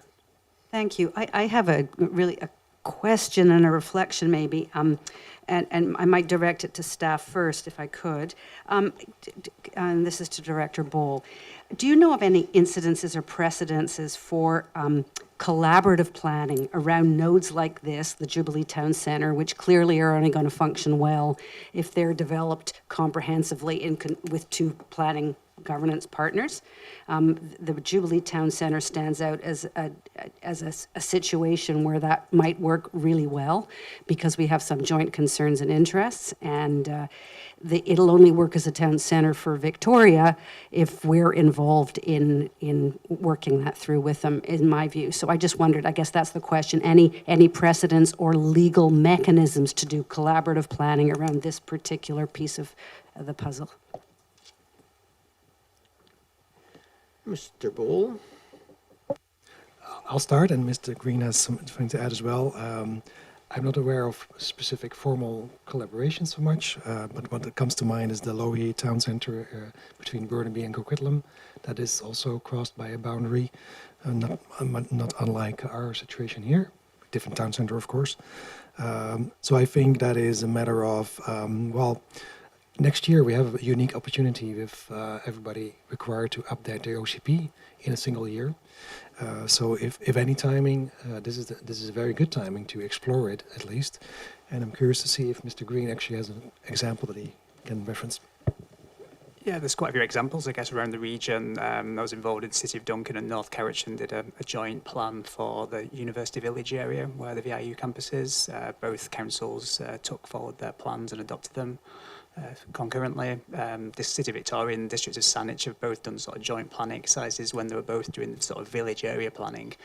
But more recently, the City of Victoria, and in particular going forward, is moving away from village area planning. They are basically producing this OCP, and then at the same time they'll be pre-zoning those lands. So it's my understanding that this mobility hub, this town centre Jubilee, will be, if this policy direction, this big move goes forward into the OCP, that at the same time as the OCP is adopted, they will also be adopting zoning amendments that would pre-zone that area for up to 6 stories, so they will limit the density to 6 stories, and but will support applications or will support higher densities beyond that, but will make applicants go through a rezoning process to allow that increase in density. So that's how my understanding. So then moving away from doing village area plannings post OCP, they are essentially doing that sort of village planning within this OCP review. Thank you. Anything else, Councillor Watson? Just a comment. I think that makes things more complicated in a way. If Victoria's already sort of set a course of action, which would preclude kind of collaboration around it. And I wonder if I might. We've got a motion on the floor, but I might subsequently make a motion about that we could include something in the letter to that effect. Sure. Thank you. So Thank you, staff, for the examples. That was really helpful. So this is basically a motion on the floor, essentially asking that this will be included in the letter to sort of highlight the importance of the village as part of the economic planning process for these pieces. So is there any other discussion on that motion? Councillor Smart. I was about to call the question, so. Yeah, no, I just wanted to comment that I look forward to Councillor Watson bringing that forward as the next motion, because I think that would be fantastic, to go as far as to invite the City of Victoria to be part of our village planning process to do that the right way for those 1 or 2 nodes. Okay, I'm going to call the question. All those then in favor? Any opposed? None opposed. That carries. Councillor Smart, you have one more you said you wish to? Thank you. Yeah, I just had one more, that staff include a mention of the importance of the restoration of Bowker Creek to our community and our interest to work together in the restoration of this important watershed. Moved and seconded. Any discussion on that? Okay. Just for my clarification, if I sign off on the letter, there was some discussion about the greenway portion of it as well. Was that something that you just want to make sure that we're talking to as well? Yeah, actually, I would be happy to add that. We'll just yeah, say it includes yeah, the language yeah, of the greenway yeah, as well. definitely. Okay. So essentially Bowker Creek is an important piece in delighting in greenway. Any further discussion? Not seeing any. All those in favor? Any opposed? Not opposed. That carries. That concludes yours, Councillor Watson. Thank you. So I would now like to add a further motion for an addition to the letter, which would be to request the City of Victoria to consider partnering with Oak Bay on a joint planning exercise for the Jubilee Town Centre. Can I make a suggestion just as well as that, to also include traffic planning? That was in my head when I was saying planning, but yes, so that would be land use and transportation planning. Okay, Thank you. So that moved and seconded, thank you. Again, fairly clear, I think, about what you're asking for is that we maybe take a bit more of a holistic look at that corner if we're going to be doing that. Councillor Green? Yeah, I really appreciate these motions on collaboration because I hearken back to the closure of Richardson when we were asking for collaboration and consultation, and really it didn't happen. I think our staff were not well involved, and that closure, while it really speaks to active transportation and the needs there, has created huge problems with vehicular traffic between Fairfield and Fort Street. So I really think that consultation is essential, and I'm just hoping that maybe a change in administration will help us that way. Thank you. Thank you. So the motion right now to have that discussion as well. All those, not seeing any other hands, all those in favor? Any opposed? Not opposed? That carries. That's the last of my speaking orders that I have here. The only other one I thought, no, I think that actually is Jubilee. The only other one I was just going to point out to that they highlighted in their report that they were moving, actually, you know what, it's not even worthwhile. They've talked about their shift to more natural shoreline management solutions. I wondered if we wanted to sort of contemplate, because it's something we've already done, that we're supportive of that, if that's helpful at all. It's not making an ask, it's just expressing our support for that transition. But it's probably not necessary at the end of the day, so. Is there anything else before the motion right now has been amended multiple times to add additional requests for consultation. I don't have anything in my notes that is outstanding. I'm just looking around the table to make sure there's nothing else before I call the question on the amended motion. Okay, all those in favor? Any opposed? None opposed? That gives some pretty clear guidelines for their letter. Thank you very much. All right, anything else, Councillor Patterson? Yes, thank you, Mayor, and I've appreciated the discussion around the table, looking at the opportunities that exist on the Victoria side in the area in question, and just acknowledging that there has been a lot of positive requests put forward to work with the City of Victoria. I don't feel assured that will come to fruition, and so I guess my question to staff is, we will ask the City of Victoria to comply with these requests, and hopefully they will be very obliging. But they do have opportunities on that side that are pretty evident right now that could be very advantageous for the City of Victoria and somewhat detrimental to the District of Oak Bay. So how will we be following up on any activity that starts to take place within the City of Victoria? Where they have not come back to us as we have requested. The staff, I think for most of these cases, it is a goodwill relationship model. There may be some cases where there's deemed to be a highway that it's a requirement for consultation, but I'm not sure any of our roads actually qualify in that scenario. Mr. Bull? Yeah, to you, Mayor, I don't think we'd have roads of that category or magnitude. I think we'll follow along, and we're both the district and the city will continue to work on official community planning. More will become more clear later this year and early next year. I'm not sure if the city will initiate another referral. Probably not necessarily, I think, because they were going to be focused on getting this to conclusion. So there could be, if need be, council interest, maybe by motion to have us circle back, because it does take a bit of effort to make sure we do, if that's deemed necessary. Thank you. If we do that, it might make sense for us to have an update at minimum as we're starting our own official OCP process to understand where these things are sitting at, if those conversations have started.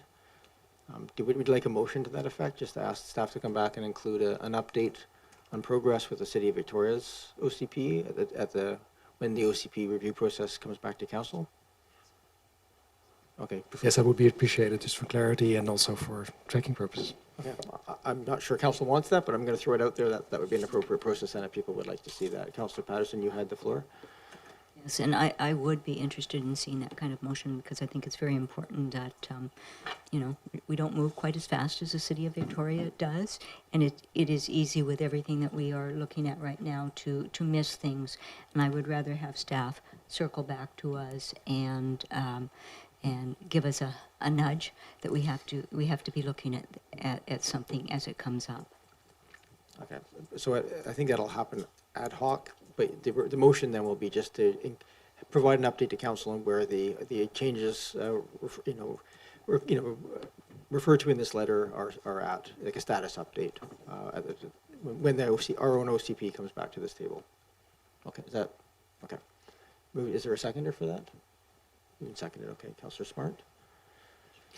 I just wondered, in addition to that, if we might want to, as a council, request to staff to, in looking at the consultant engagement opportunities around the OCP in our village planning, to look at the potential for small focus groups in which we invite specific members of the City of Victoria Planning and Transportation Department to have small focus group engagement sessions around some of these crucial topics that have been brought up today. I just wondered if something more specific like that for us to actually lead and create the process that we want might be helpful. I'm trying to think, it's in the context of response to their OCP process. Probably hard to make that request. As part of our OCP process, I could understand it. Councillor Smart. Yeah, sorry, I guess I not in regards to this letter that we're talking about right now, but as a separate motion that I could bring up afterwards if more appropriate. We have a motion on the floor right now just asking for an update from staff to council, so we have some sense of where these projects are sitting at when we are starting to start our OCP process. And I'm going to just go on a logical assumption. If we hear something big, that we'll hear about it back from staff, but not necessarily at this table, but certainly by circular, by email. So the motion on the floor is live right now to ask for that report to come back, some a bit more formal request of staff to include an update at the time of our OCP. Not seeing any other discussion on that. Oh, go ahead, Councillor Smart. Could I please just have an update of what time frame that might likely exist in? Mr. Bull, I think it was starting sometime in 2025, I believe. Is that correct? Yeah, that's the completion date, the end of next year. We are working on reporting back to council on the scope for the project, a combined official community plan and zoning bylaw update, and we hope to report to you on that very soon. If not this month, it will definitely be October to get this project up and running as soon as possible. Thank you. So if this motion passes, when would staff contemplate providing an update on the projects that we've made the requests on? Would that just be an update on Victoria's response this year, or would it be later on when we're starting to look at more tangible details? Mr. Green? Through the chair, I think the most opportune time would be when staff are, we may not receive a formal draft plan, but we will be aware that a draft plan has been issued by the City of Victoria, and at that stage we could review the draft plan that has been issued to see if any of our comments have been addressed, or and then report back to council on what that draft plan states, if that's the will of council to see, or to get an update on our referral responses, and to determine whether those referral responses have been taken into account to any extent. Thank you, Mr. Green. Go ahead, Councillor Smart. Thank you. Clarify, there may not be a formal referral. You know, the City of Victoria is complying with the legislation early, rather than usually most municipalities consult on a draft plan when they do their referrals to adjacent municipalities. But in this case, the City of Victoria decided to do that early, and as opposed to early and ongoing, and usually not at the draft plan stage, but we will become aware of the draft plan, but we're not sure at this stage what the engagement around that draft plan may be. Then there was talk potentially that there may not be engagement on that draft plan, but a draft plan will be issued at some stage, which would have the flesh on the bones, so to speak. Thank you. Okay, Councillor Smart, you wanted to add something? Thank you. Through you, Mayor, just a question to staff. Could you just remind me of, rather like before we wait to see what they've come up with, is there an opportunity where we're starting our urban village planning to have the engagement session similar to what Councillor Watson was hinting at, so that we could actually potentially be involved in a conversation about what that Fort and Foul Bay big picture concept might be before it's actually really solidified into their OCP? I'm just wondering when the village planning process engagement will start. Mr. Bull? Just for clarification, is this the city's process you're referring to, or our own district process? Our own? Our own district process. Okay. Yeah, through you, Mayor. That project is currently slated to start in 2026 at the earliest, and because we prioritized dealing with the housing related updates first, so that's where the timeline is at the moment. Thanks. That said, maybe in relation to the official community plan, so a lot of discussion for that particular project will be around land use, and therefore transportation and other matters will come up as well. But the focus will be a bit different next year. It's going to be geared towards making sure we create enough housing options in the district. But some of it will have some bearing on the village areas. But it will fall short of actually being a village area planning process, so to say. Thanks. Thank you. We have a motion here just to have that report come back to council. At this point, tentatively scheduled for when they come up with their draft plan, but obviously if there's an update before that, then that makes sense. So I'm going to call the question. All those in favor? Any opposed to that? None opposed. That carries. Have we concluded this session? I think we have. Okay. I am moving on then to section, sorry, I got my numbering wrong, but the best practice review of heritage policy and procedures. We move to Mr. Green. We have you again. Welcome. Thank you, Your Worship. So this report is a best practices review of heritage procedures and policy that was commissioned essentially by the Heritage Commission as part of the 2023 work plan. And over the course of earlier this year, Steve Barber, a heritage planning consultant who previously worked for the City of Victoria, was commissioned to undertake that review. Worked very much closely with our Heritage Commission as part of a series of workshops and presentations, and then produced a report that is before you this evening. The staff report outlines some options for council, and staff essentially await direction from councillors to which options or how council wishes to proceed with the report.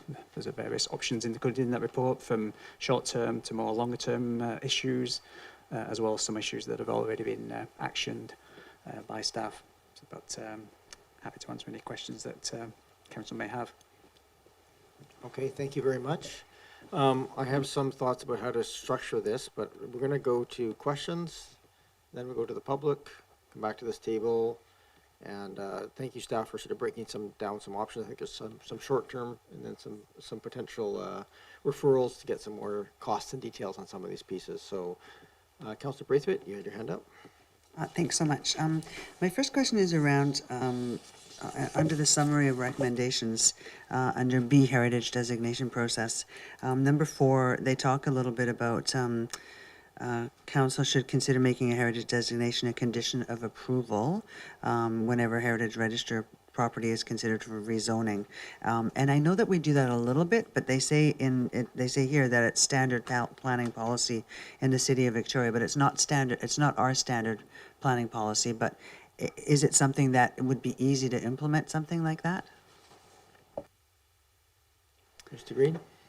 Through the chair, I think it's been a bit mixed over the years from looking at previous heritage designation bylaws or heritage revitalisation agreement reports whereby we don't seem to have secured heritage designation. But since I've started at the district, any HRA that's been submitted district, that's always been a condition that staff have sought from applicants who are seeking a HRA, for example, to also seek that heritage designation. But that's certainly could be something that is included in, for example, in when we review any of the heritage policies within the OCP, that could be made more crystal clear, so that for certainty to applicants that is the expectation when someone submits something to the district for that involves a heritage property.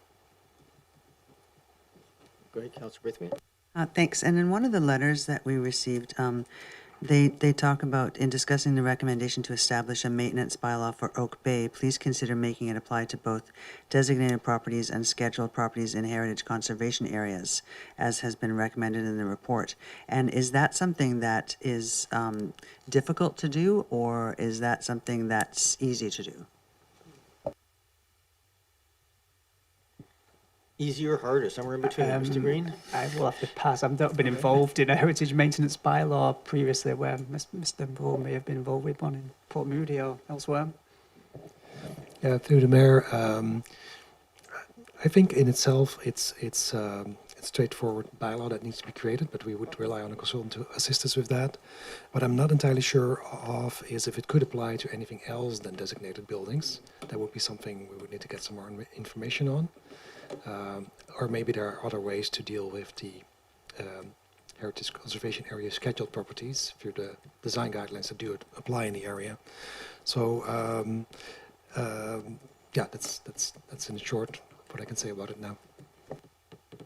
Thank you. Thanks. And lastly, I know it talks a little bit about perhaps around statements of significance, and I wonder how many statements of significance we do on a yearly basis on average. Is it like 100? Is it 3? Is it 1? So how many statements of significance? And if we took on the cost of that, what would the cost of that be? And would it be a budget line item for us, or could it be a budget line item for us?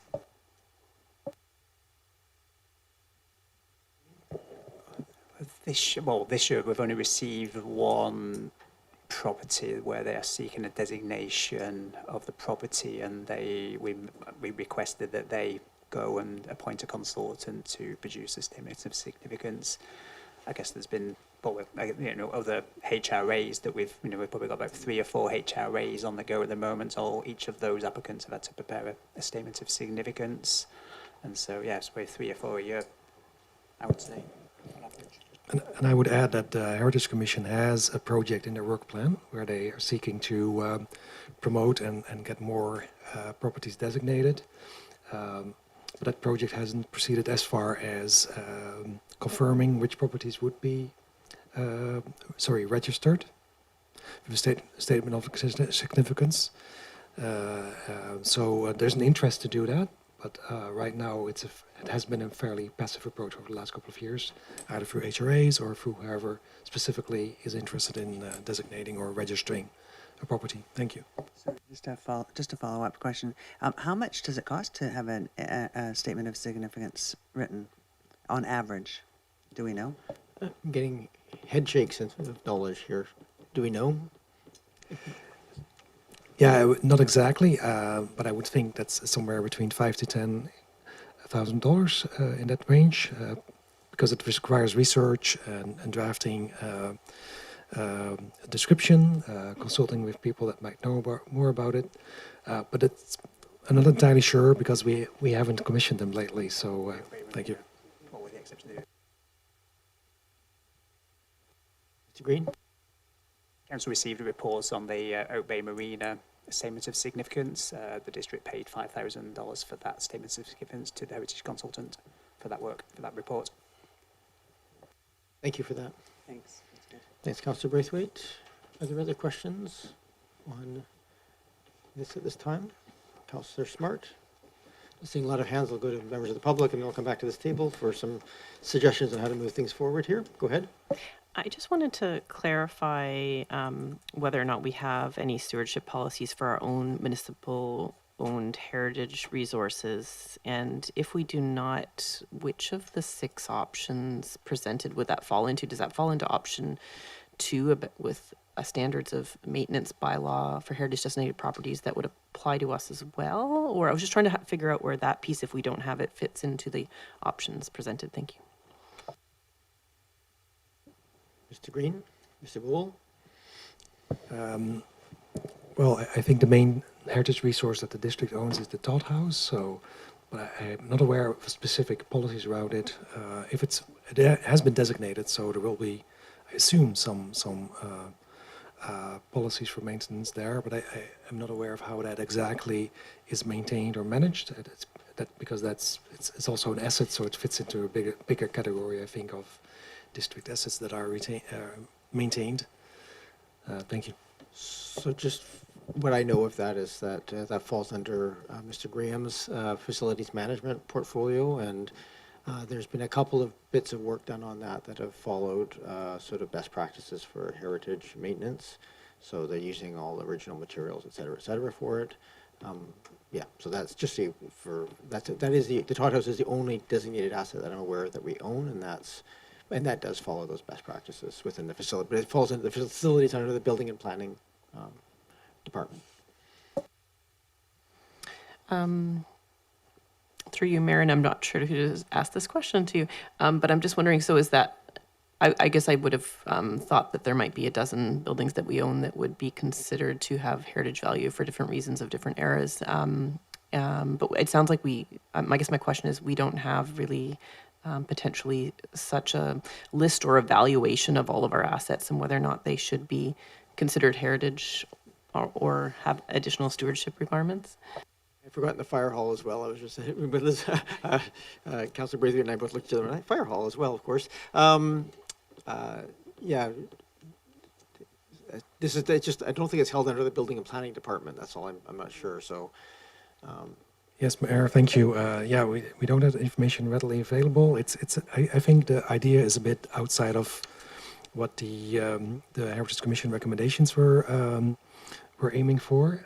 But I think the standard of maintenance bylaw, for example, if that applies to designated properties in the district, it would also apply to our own if they were designated. And so in that sense, some of these policies that we might set up in response to the recommendations, they would also have bearing on our district assets, I would think. Thanks. Good. Thank you, Councillor Appleton. And Councillor Green. Thank you, Your Worship. And I'm just going to be very pedantic here, and I'm just going to confirm some information with staff.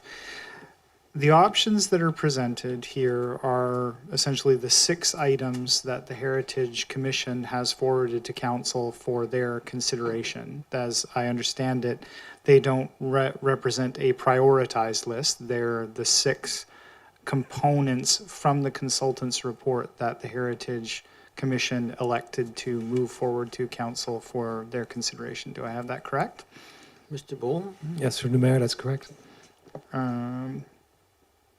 And so one of the additional options, we have these options which are those 6 components, and another option which is kind of not a 7th option, but I understand how this is numbered, but actually a bit of a separate recommendation that this could be referred back to the Heritage Commission to prioritize which of those options be considered first, or which ones of those are, that list of 6 should be prioritized before others, if I have that correct. Mr. Boole? Yeah, through you, Mayor, that's correct. Thank you, Worship. Thank you. Are there any other questions? Go ahead, Councillor Patterson. Oh, sorry, Councillor Green and then Councillor Patterson. Thank you, and through you, thank you very much for this very comprehensive report. It was a long one, that's for sure. But one of the things that I was very pleased to see was the maintenance piece, that component. But what I wondered was, my question through you, Mayor, to Mr. Bull or Mr. Green is, what would be the enforcement protocols around the maintenance piece? I'm aware that a couple of the houses currently in Oak Bay are not in terrific condition. And I know that right at the moment we don't have any way of addressing that. But I just wondered what that would look like, perhaps, and the cost, any cost associated. Thank you. Thank you. I'm going to point out the recommendation here that the staff added to it was essentially if we're interested in that, to just have staff include a project backgrounder that would then lay out the costing and those pieces attached to it. So I don't think it's fair to ask them the question here. Nope, that's okay. So I think if we wanted to move it forward, we get those more details. But Mr. Bowl, you wanted to add something? Thank you, Mayor. Yes, so that would hinge on creating a standard of maintenance.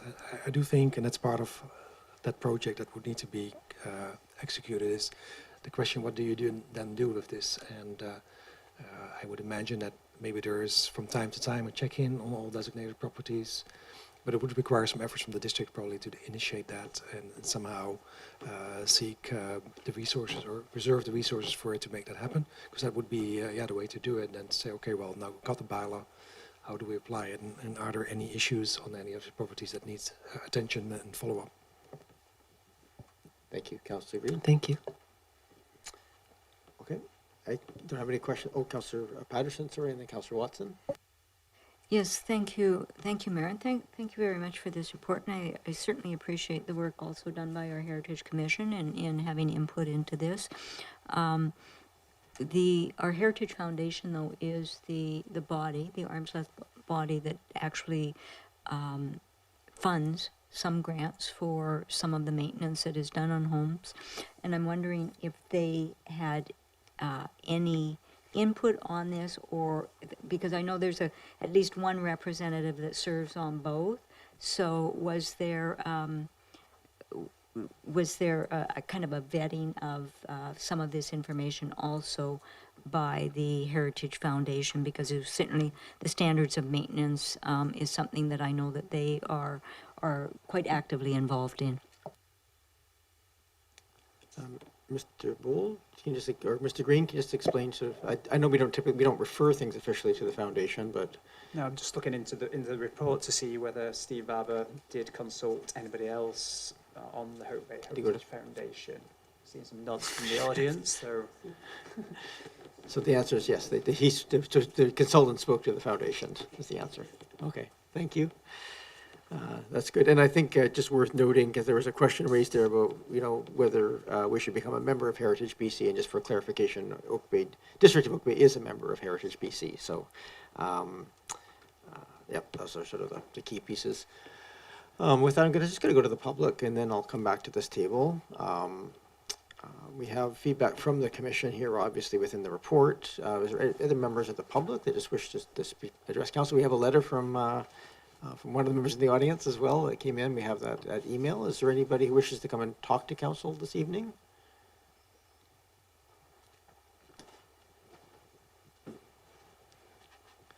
I think you know your process. Just name and municipality of residence. In South Oak Bay. I participated in part of this whole process. And just as a point of information, the 6 recommendations were all very important. If we had known it was, you wanted priorities, that I'm sure the commission would have come up with them. I don't know how much I can speak per se as a commission member or as an individual here, so it makes it difficult. The intention, of course, of referral bodies is that they speak as a unified voice back to his recommendations to this table. So, well, I'm not saying that which one's the priority. I think that's everybody at the commission table that should decide that. I personally believe that the maintenance is probably the most critical issue. We need to protect the assets we have, and that would be, to me, the base. The second one should be future designations. And I personally, again, think that this municipality needs to get creative and possibly have a designated home zoning, so we can give them some extras for designating. Right now, we have nothing left to put out there to encourage people to step forward. Putting them on the register doesn't really do a whole lot. All it does is makes it 60 days before they can run the bulldozer through it. So we're really looking for designations, but the first thing is let's protect what we have, and the second thing is how do we move it forward? And I think that's where this municipality has to get creative as to how they do it. We don't have the clout. Victoria has the negotiations that they can go through. And we need to just get on at least these two aspects. Thank you. Thank you very much, Ms. Wilson.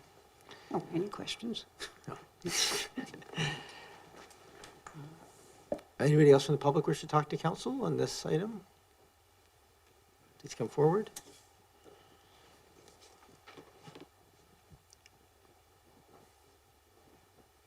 Charmin Minus, Oak Bay. This was an incredible report. I just for the record, I'd like to say I am on the commission, but I'm speaking as an individual here.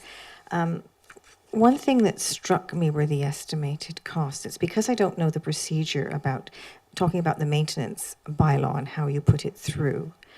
Do we have a public input? Do you first of all send a letter to every designated homeowner and say, please come and have a discussion with us? How does it work? Could someone please tell me? Because the range of 20 to 50,000, that's a big range, and I was trying to figure out what that money goes towards, what the procedure involves. Bearing in mind that having read Steve Barber's report, he mentions Port Moody and a few other places who already have this bylaw in effect. And I know you can't just copy and paste, but there are plenty of places who've already done it. So I'm just wondering, how does one get that ball rolling? Thank you, Ms. Minus. I might take a kick at this, and if staff have anything to add. So any bylaw that impacts a number of people has to go through a couple of things. So the recommendation here, if we want to move that forward, is to get basically a project thing, which comes with a more detailed budget that looks at some of those questions. What is the process best undertaken? How much consultation with the public? How can we use other people's works and just crib them? How much is what is the cost of legal review? Those kind of pieces. Unfortunately, all of our bylaws are different, so you can't just entirely just sort of say, because they anyway. So that's the recommendation here. If we wanted to move that forward, is to get that project background, or that would narrow that number down quite a lot to make sure that we understand what the project would actually look like, and that would give council a chance to say yes or no based on that, or yes but change these parameters of that to say include more public consultation or less of this or that. So that's our internal process to approve sort of council directed projects, is to ask staff to go do a bit of that pre-work, come back to us with some of the details, and that allows us to make a decision about whether it's going to stay on top of our priority list or not. That does happen this fall, though, so it's not like years away. That is a process we do every year as we kind of have these ideas brought forward. Staff, I don't know if there's anything else you wish to add to that summary. Thank you, Mayor. Yes, those are the key elements, and that's why this particular topic has a bit of a wide range, because particularly if when it comes to the level of engagement with the owners in the community, that might make a difference in the cost. So, yeah, without having looked at it specifically, with a kind of a task list and a little bit of a timeline, it's hard to pinpoint an amount just yet. But I didn't want to over-promise or under cost, so that's why we gave ourselves a bit of a leeway there. Thanks. Thank you. Thank you, Ms. Minus. Anybody else wish to speak to council? I don't see any other hands popping up. I don't see anybody online. Last chance. Okay, come back to this table. We do have recommendations here in front of us. Can I just, I think I heard the answer to this question, but I had one other sort of question I thought in these recommendations here. There's, one of the options was, incentive programs for new heritage designations or waiving of the statement of significant fees or those things around those pieces. I'm hearing a number sort of $5,000 to $10,000 per application. I'm wondering if there, actually, maybe I'll separate that. I guess a question for staff, is there possible to have a differentiated process for heritage revitalization agreement approach models versus just a voluntary designation model? I.e., could we have a separate pricing structure whereby, say, we covered the costs of statements of significance for anybody doing a voluntary designation, people going through a heritage revitalization agreement where there was a value added getting in exchange for the heritage might just cover those costs as part of that broader application package. Is that something we can do? Can we differentiate the fee structures? Yeah, and I think that was our intent, I guess, with the Heritage Commission and the work plan item, that they were going to identify, they're still on the work plan to identify about 15 properties, and then staff have a letter drafted that we would then send to those property owners, and then part of the incentive, if there is there's a few of those that we were hoping that then we would be able to cover that cost through the Heritage Commission's budget to pay for statements of significance or part fund those statements of significance, depending on how many property owners came forward from that initial list of 15. We don't know if it's unlikely that all 15 will be chomping at the bit to get the property designated, but there may be a few that may be interested, and therefore there may be an incentivized to those property owners to help them with that statement of significance that could be funded through the Heritage Commission's own budget that council allocates each year. Thank you. And can you just, for my clarification on what is the heritage procedures bylaw?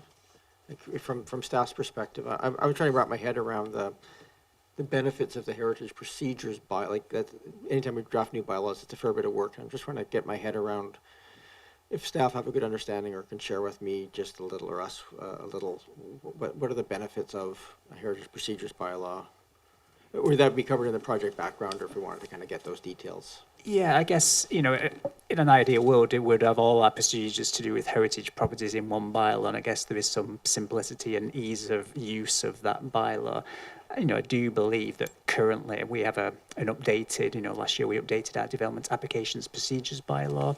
That development application procedure bylaw does set out quite clearly the process for submitting a HRA, for submitting a heritage alteration permit. It does allow, development approval information to be sought on certain applications. That is also sometimes found in a heritage procedures bylaw. Probably the only thing that's missing where we currently have a gap is in relation to policies around heritage alteration permits, particularly heritage alteration permits outside of the HCA, where I guess in some heritage procedures bylaws they have the policies for heritage alteration permits in that bylaw. That's the only thing that I would say that is currently missing, acknowledging that probably our information is in different places rather than in one consolidated bylaw. Okay. No, thanks but for that again, I think there is an opportunity through the OCP review to look at some of the filling those gaps in relation to heritage alteration policies outside of the HCA, and referencing the national guidelines reference that is also a recommendation. So that may also fill that gap, but that would be my comment on that issue. Okay, thank you. Thank you for that. I'm depending on how council feels about this, I'm happy to go through the 7 pieces on here. We can just go them one by one. If people wish to move them or not, we can we can debate, but I'll take council's will as to how they want to walk through these. Councilor Green and then Appleton. I don't necessarily have to move them, but I think moving them together is a fair option. That would be my suggestion. Thank you. Councilor Green, you're welcome to do so if that's, it's the will of the. Well, I both was of the thinking body. our heritage liaison might like that opportunity, so. Councillor Watson, did you wish to take, you and then Councillor Appleton on my speaking list? I'd just like to ask for some clarity and then maybe make a comment first. Are we pointing to the staff options numbered 1 to 6 as opposed to all 7? Because I just see 7 as the obverse of that. If we deal with 1 to 6, we don't need 7, right? Yeah? Are we looking all at the same things? We're on page... Yes. 140, well, page 3 of 166 in the staff report, correct? Yes. Would it be appropriate just to make a comment or two at the moment, or do I really need to have a motion on the floor You before know, I do I'm that? always, if it advances our discussion here and moves things forward, feel free to make a comment, Councillor Watson. Yeah, I just would like to comment on the amount of work here and the fact that what was presented by Mr. Barber, the consultant to the Heritage Commission, and now through them to council, is really a comprehensive package of things that it is a real miscellany. Some of it's policy things, some of it would be programmatic changes, some of it would be small staff-directed little pieces of work that might happen in the normal course of amending the OCP, such as including referencing the national standards and guidelines. So trying to prioritize that is actually quite complex. So I just wanted to comment that I think that sending that back to the Heritage Commission, much as they might like to take a stab at it, is a difficult ask to make because there are definitely budget implications of it. So I think that the right place to do that is actually at this table. So that would be my first comment. And just one like tangential comment with respect to statements of significance. There has been some expression of interest amongst volunteers in the community to take on that job of preparing them, and they've already done some training in that regard. It does not have to be done by heritage consultants. So if we're thinking of supporting or furthering that work, it doesn't necessarily imply that dollars need to be spent on it, although that would probably need to be explored a little further. So I just want to raise that point as well. I think that in trying to find Mr. Barber, the consultant, has worked for years as a heritage planner where there were significant resources in a larger environment to really have a comprehensive approach to heritage. That will be difficult for a small municipality to do. So biting off the right chunks on the right order, I think, is our challenge. And I would say that I do concur with one of the comments made here, that protecting what we have first through maintenance, bylaw, or whatever makes sense. The horse may leave the barn on some other properties, but at least those that we value and are on the register, we should take the time to make sure that things do not go sideways in that regard. So I would, as a way to focus how we make actions, I would put that kind of near the top. And second of all, I would say that generating more interest and awareness in the community about our heritage resources, at least those that are settler heritage resources, and I want to make that distinction because there are certainly other cultural and heritage resources in the community that are not really what the Heritage Commission would be looking at or having applications in front of to deal with. But at least with respect to settler heritage resources, generating more interest, so really furthering the opportunity to let homeowners and property owners know that registration and designation are possibilities is something that I think is definitely worth furthering if we want to support our own official community plan policies and outlook with respect to heritage preservation. So some way to corral those overarching themes or corral recommendations under those two overarching themes would be my sort of recommended direction to council. And it's not to say that all the other stuff doesn't matter, but we can't do it all at once, and we don't have a capacity or a department or something that would take this on just unilaterally. So.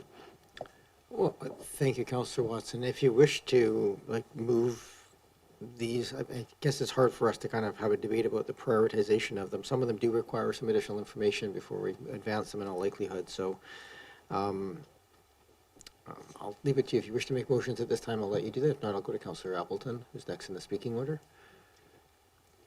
Go to Council Appleton, and I'm going to put my head down and work on something here. Thanks. He may have some things prepared already, but go ahead, Councillor Appleton. Thank you, Your Worship. I would just make the observation that, yeah, I would be hesitant. Well, I guess I wouldn't be in support in any way of moving all of the options collectively. I think that this represents a fairly long, as has been alluded to already, this is a fairly, even this group of 6 options represents a fairly significant workload for community building and planning. We're all well aware of capacity limitations in community building and planning and what they already have on their workload for the next 12 to 18 months out. It's a very, very busy time. So not to say that these things are not important, but essentially by my count here, we have an entirely novel program. We have 2 novel bylaws. We have a novel staff member. We have a relatively simple policy change implication, but then there's also a recommendation to identify implementation options for all of the recommendations, of which there are many.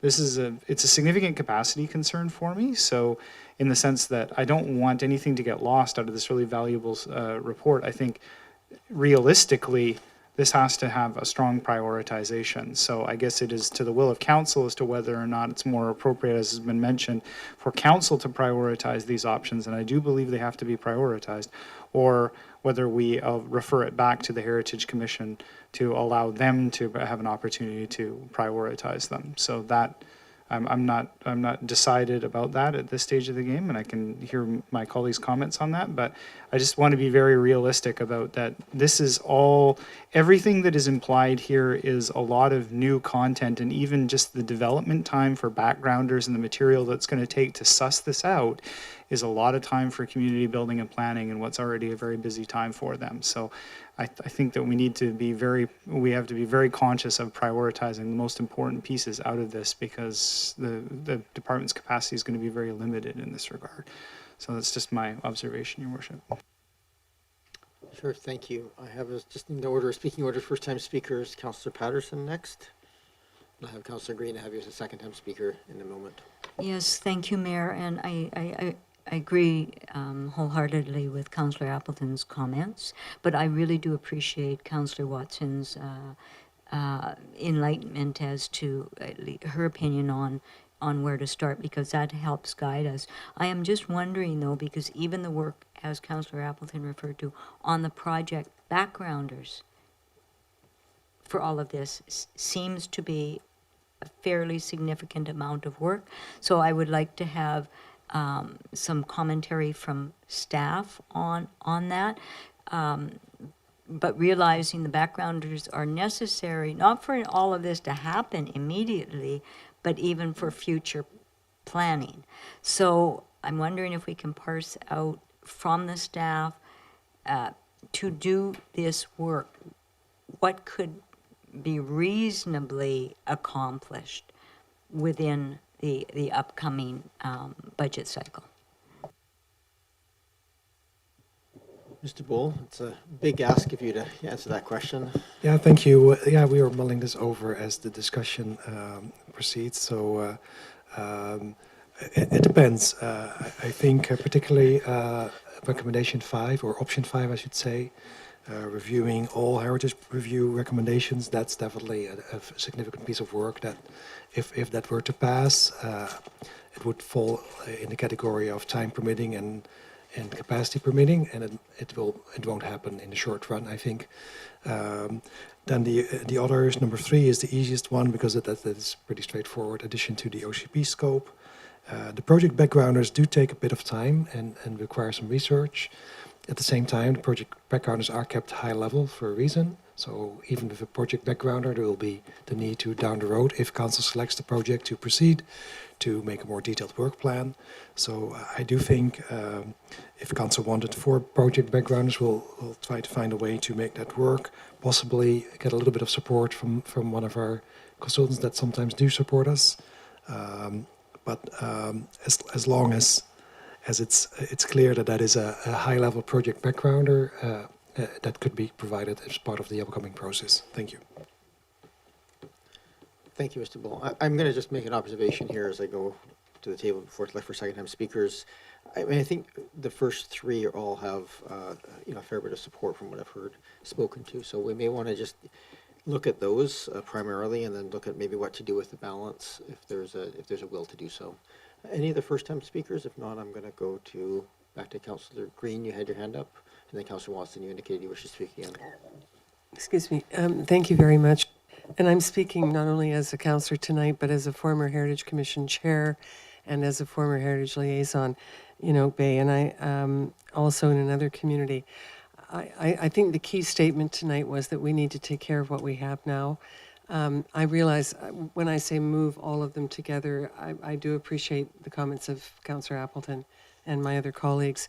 I guess I was thinking that we've talked a lot for a very long time about heritage in Oak Bay, and the Commission and volunteers have been huge advocates and activists around this issue, and time is not on the side of this issue. That's, I guess, my point, that with every day that passes, every month, and so on, these assets begin to deteriorate and continue to do so. And we have, while we've been active around heritage in Oak Bay for some time, this is the first time, and I'm really impressed with this report and the recommendations. This is the very first time that the Planning Department has taken a very constructive, active stand on heritage and heritage preservation. I think preservation is the key here. So I'm quite happy to go with the majority opinion on which options we move forward. But I guess my point was that I didn't want to see anything lost because time passes and things sit, and this is a real opportunity, one of the first opportunities Oak Bay has had to really act decisively on this issue. Thanks. Councillor Watson, sorry, first-time speaker, still Councillor Smart. Go ahead. Oh, thank you. I really appreciate all the comments around the table. I too had the initial instinct of moving them all together to not lose anything, particularly reading in the report the history of, how much was even brought up in 2013 that we're looking at again. But I really do hear Councillor Appleton's comments and in reflecting upon it and what we heard from one of the letter writers and here today in the audience. I think, I guess what I'm leaning towards is similarly that I'm hearing that option 2 seems to be the most important of what is coming forward from recommendations. Option 3 seems really doable and would be a shame to not just go ahead with. And then the next priority might be option 1. So I think I'm just sharing that for consensus building.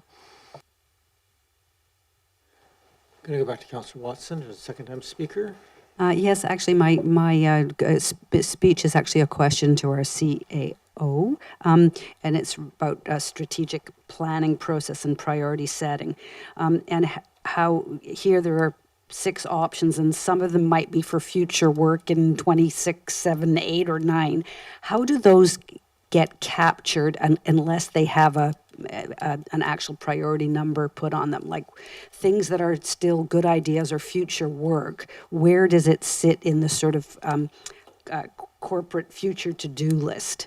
Is there a way to, maybe a better question, is there a way to park options 4, 5, and 6 and not lose them and be able to come back to them 2 years from now and have a discussion about them?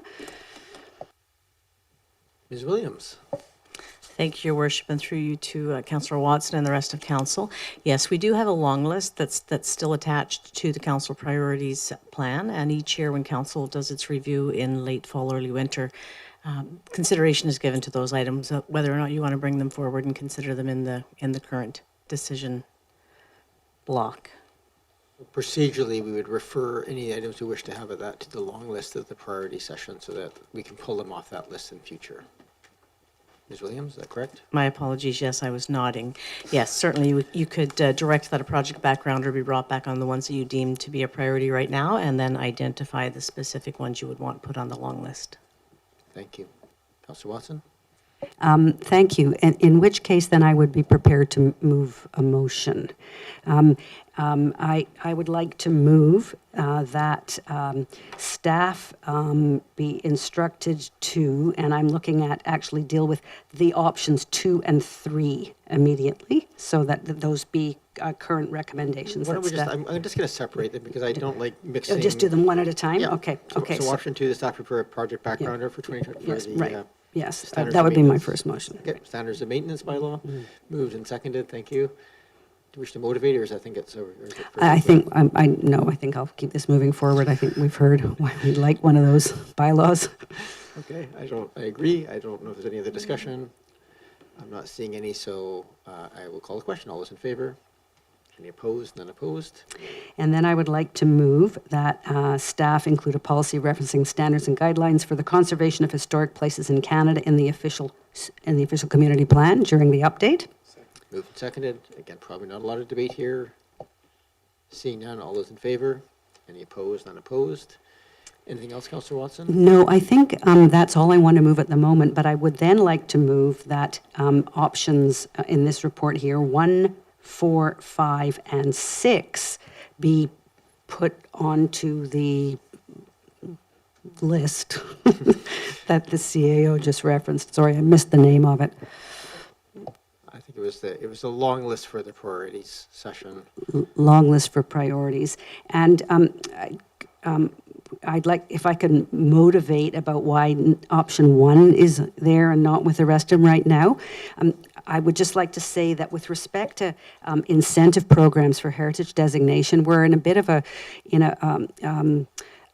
what do you call it when the wind drops? In a bit of a lee right now, if that's the right word, because of the changes to our planning powers and zoning powers, which have made it pretty much as of right that any single family dwelling on a lot can now accommodate up to 4 units with no questions. So that was often an important tool that local governments could use to encourage designation and preservation. And I think that moving forward on incentive programs right now, in the absence of the province actually maybe taking a next step with respect to tools for local governments. This is a shared concern across many municipalities in BC. And before we designed a program of our own, I think I would like to hear a little bit more from the province about what tools they might be adding back into the municipal toolkit, which is why I've opted to have this as a later item and not an immediate one. Thank you, Councillor Watson. We have a motion on the floor right now to refer the items 1, 4, 5, and 6 to a future, for 2 items in the long list, so council would have the opportunity of pulling them off and adding for backgrounders in future, but would not automatically go this year. Any further discussion on that? Go ahead, Councillor Braithwaite. Thanks so much. I hear what you're saying, Councillor Watson, about option number 1. I worry that we might lose sight of it. If something doesn't come down from the provincial government quickly, that we might lose sight of it. So I'm a bit torn on that one. I agree with the other ones, but for option number 1, I'm a bit torn on that one. I'm happy to separate these as well, so I can call the question in order, because I think there may be a couple of comments on number 1 that may generate some more discussion, but I think the motion's on the floor, so discussion about all 4 of them is appropriate at this time. Are there any other discussion on Councillor Appleton? Thank you, Worship. And further to the discussion on option number 1, and I also appreciate Councillor Watson's comments, and not to say that I don't agree with the rationale there, but I might ask staff to comment on that's essentially on that item. Are we expecting more information from the province? That may not be information that we have known. Is it potentially worthwhile for us to look at other incentives that do not necessarily directly depend on density bonusing and the other types of provincial incentives that have been used in the past? Are there other things that have been entertained in other jurisdictions that we might include in such an analysis that wouldn't be so dependent on provincial direction? I'm going to just, there's a discussion there briefly there. I'm just going to make a point, and one of the reasons I was going to speak against option 1's future referral, but to deal with it now and include it, is as an example, if we wanted to do something as simple as pay for statements of significance for designated homes or things of that nature, unrelated to zoning type pieces, but I would consider that to be part of incentives, and I would like to have the chance to talk about that piece of it, so as an example of one that isn't a zoning related. But staff, I don't know if there's any other thoughts that you have in terms of incentive models for heritage. Thank you, Mayor. Yeah, not off the bat familiar with too many examples or examples elsewhere. we're not specifically anticipating heritage-related changes, but in the area of housing, definitely it's in flux, right? And there may be other things coming down the pipe. Who knows? And the other comment I did want to make on this particular one is that we are still finalizing infill housing regulations, and as part of that, there is one of the topics we are mulling over is how to promote retention of existing houses, which is a little bit beyond heritage protection, perhaps, but there is some connection there that I see that is something I would like to take a closer look at. But that's the information in response to the question. Thank you. Thank you. Sorry, I lost track of my head. Councillor Watts. Watts still had the floor. Yes, I would be prepared to take the option 1 out of the future referral thing and put it back in the active one. I believe that in revitalization or heritage permissive tax exemptions is also a tool that could be on the table that we haven't used. I'm not sure how popular that would be, but there certainly are other things that we would have access to that don't rely on the province adding new powers or authorities. So yeah, I'm happy to remove option 1 from the referral list and put it back as a main motion that we ask staff to move forward with that immediately. So that's what we do with option 1, if that is the seconder amenable to taking option 1 off the list, okay? So just for the record now, what is on the floor is referring items 4, 5, and 6 on this list, and staff just sent me the official term, the potential future projects list. So that's the referral of those 3. So we're not going to deal with option 1 at all at this moment. All that's being suggested is referral of 4, 5, and 6. Is there any further discussion on those 3? I'm just going to speak briefly in support of that. I think that there's a lot of nuance in here. And I guess one question before I call the question and fully support this. There are some small sort of operational observations within the report that might be sort of just implemented more at a staff level than a governance level at this table. If these get referred, one of them is, further implementation options, which is a very general term. I just want to make sure that doesn't preclude staff from taking some of these suggestions and incorporate them into the operational basis as, immediately over the coming months. We have tried to address some of those already, like, for example, I'm pretty hopeful that the HCA map of the HCA is now on our GIS public viewer. It wasn't before, and that is now on our public viewer, for example, and that was a recommendation in this report. So there's a few things that we have started to already action, I guess. Okay. And I guess I would just encourage people to keep bringing forward those sort of ideas that we can make improvements as we go forward. So, okay, thank you for that. I feel comfortable with that piece. I didn't want us to say, this means that we're not doing any work at all. So we have options, those 3. I don't see other hands, so all those in favor? Any opposed? None opposed. That brings us to option 1. And I think does anyone wish to move option 1? I'll move option 1. Moved and seconded, thank you. I think there's support for this. So the question is just, does staff want any further direction as examples? We've talked about a couple of them here around statements of significant approaches, some possibly tax models, possibly other, increasing the amount of grants available to designated homes. I'm not sure, there's a few things I can think of off the top of my head and probably quite a few I can't. Do you want any guidance from this table, or should we just leave it at this, because that would be essentially a project background or coming back with some of those, to do some of that research at this point? Thank you, Mayor. No, I think the option as formulated gives us enough to work with, and then we would follow up to get more information on this. Great, thank you very much. Don't see any other discussion.